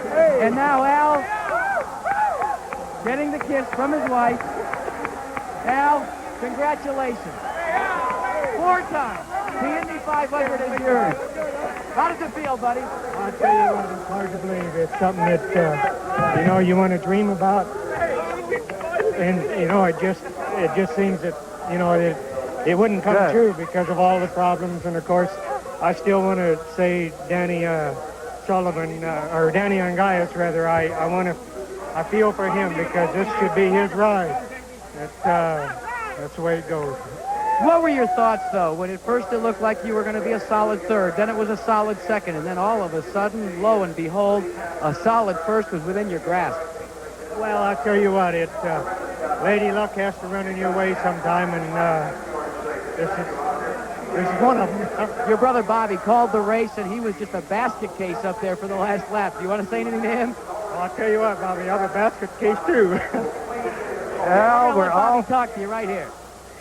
Bobby, go ahead. You got a chance now to talk to your brother. Al, can you hear me? Yeah, I can hear you, Bobby. I just want you to know the family is proud of you. That was neat. I'll tell you what, it's a great feeling. It really is, Bobby, and as you know, and I'm glad we're here. Yeah, the Unsers have a 4-time winner. Back here. As Al plays, I think, a little history here, getting an interview with his brother. Everybody getting the congratulations, the customary milk. But one thing, Al, what about your feelings? When do you think it'll all hit you? Because it really is something that'll take a few days, isn't it? Well, I'll tell you, yes, it will, because, I had my doubts going into this show, and I knew I had a good car, and we knew that, that the team was there, and, of course, Cummins for sponsoring me in Pennzoil and Hertz and all of them. It's just a great feeling. And of course, Goodyear, I didn't have any problems all day with tires, even though they're the big, deal about them. But I have no problems whatsoever. You alluded to the fact that you feel bad for your teammate, the guy that was supposed to drive this car, Danny Angaius. Is there anything that you may be saying to him when you get a chance to chat with him? No, I haven't had a chance, but I would, like to say, Danny, that this should be yours. Well, that's the story from Victory Lane as far as Al Unser Sr. is concerned. He is the 4-time winner of the Indianapolis 500, now taking that swig of milk and about to be awarded the Borg-Warner Trophy, which is so emblematic of victory here. 4 times. His face will be on it, and it's just fantastic down here. Trying to get a word maybe with Roger Penske, who's over on the other side. Now they're going to put the wreath on him, getting all the congratulations, and it's just hard to fathom that this man came here without a ride just a couple of days ago. I mean, just about May 4th, and he absolutely didn't have a ride, and then lo and behold, he gets the victory.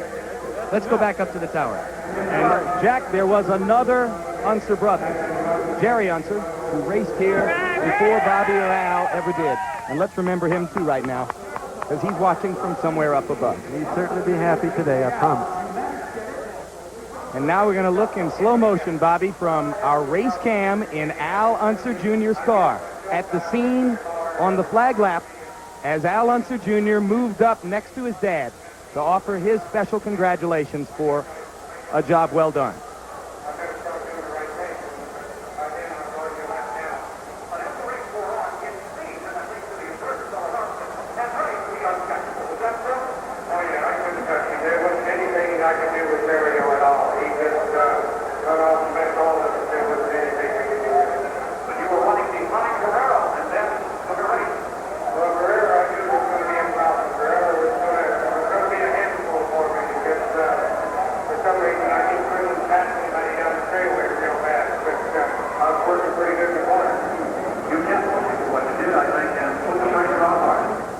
Earn money just for walking on the beach.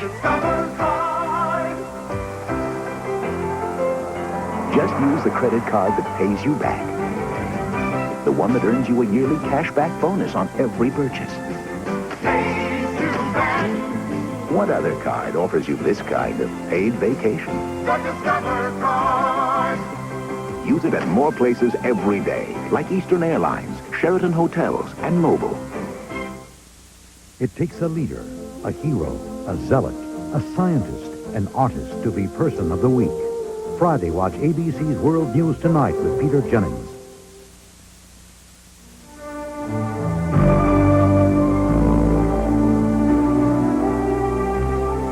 Every second, of every minute, of every hour, of every day. The Southwestern Bell Telephone Network is there, so you can be with anyone, anytime, anywhere. Okay, I just really needed to hear your voice. Next year, Texans will continue to face an economic oil crisis. We've got another Pearl Harbor in energy looking at us today. More than half of all the oil used by Americans will be imported. If there ever comes a time again where the OPEC countries shut the oil off to us again, then we'll be left without rigs. What factors are changing our future survival? 75% of the crude oil and products produced in the world today is produced by governments. Texas Oil, tapping new ground. Monday on the 24 Action News Update at 10. Going south, Sunday at 10:30 on 24.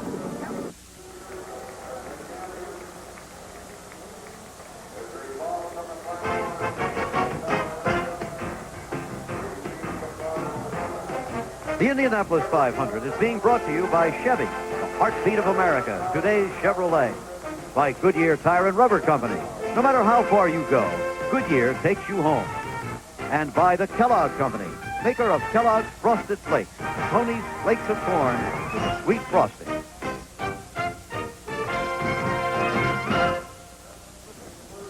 Jerry Gappin's back with second place runner Roberto Guerrero.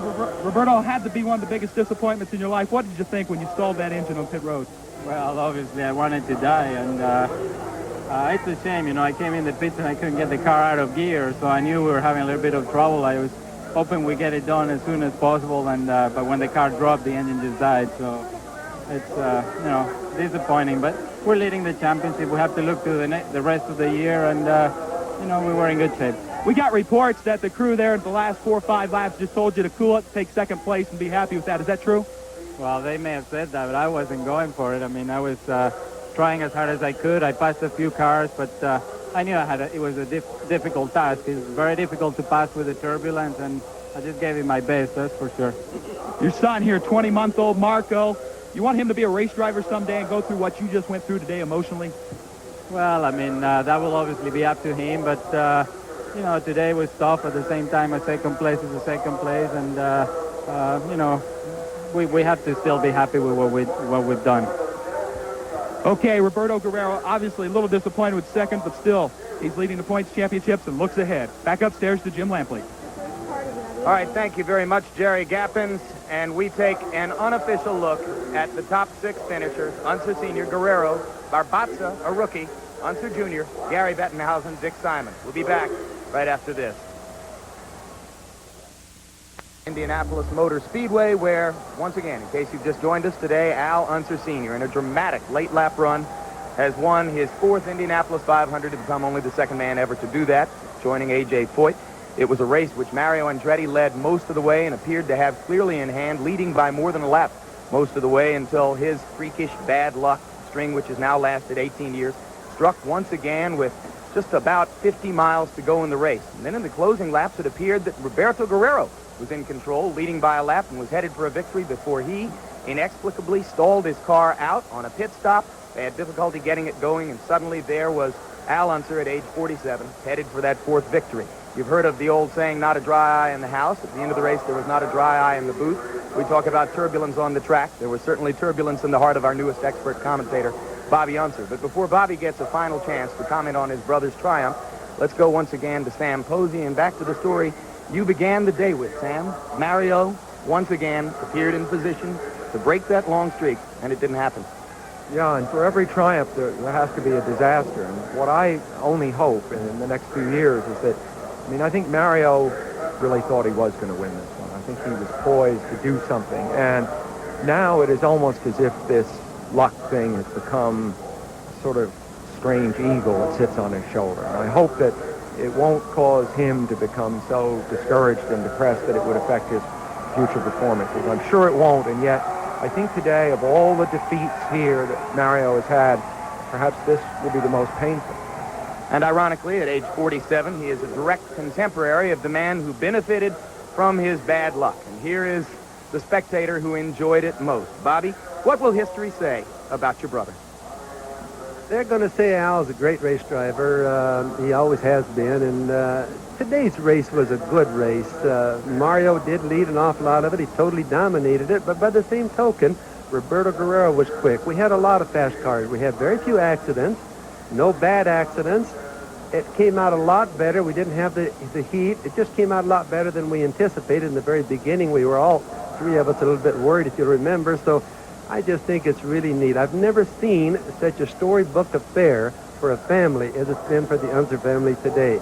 Very quickly, is there something to be said for playing a waiting game in this race, and does your brother have more of the temperament to do that than perhaps anyone else?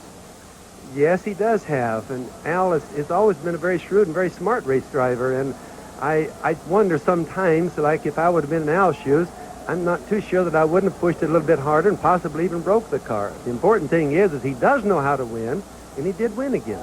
Congratulations again to the whole Unser family. It was heartwarming for us to share in this story with you. The results of this race don't become official until 8 o'clock tomorrow morning. But for now, it looks as though Al Unser has won it. Jim McKay will be back with a final word right after this. The race summary then, 11 of 33 cars running. Number of leaders, 4, 10 lead changes, 10 yellows. The average speed, the 4th fastest in history. You see the time of the race there, just over 3 hours. The winner, winning his 4th Indianapolis 500, Al Unser Sr. We have a report that has not been confirmed for us by the Speedway, but it has been put out by the Associated Press. We are told that a spectator was killed here today when a tire flew off Tony Bettenhausen's car into the crowd. That is unconfirmed now. It has gone out on the wire service, so we feel we should tell you that much about it. Obviously, our people are trying to find out exactly now. Let's go down to Al Troutwig with Hard Luck Mario Andretti. Thank you, Jim. Mario, what kinds of thoughts have you been able to accumulate in your mind after talking to your crew and thinking about what happened to you today? Well, we're just trying to figure out what actually did happen. It looks like the fuel system pitched on us all of a sudden. We're just out of the blue. Everything was working just absolutely beautiful. I mean, the car was perfect. And just all of a sudden between 3 and 4, I felt a backfire through the system, and that was that. So when I come in to try to start it, there was just fuel pouring out of it. So just a fuel management system that fits. There must have been a moment today when you had your hands on the wheel and you said to yourself, it feels like this is mine today. Well, it felt as good as I ever had here.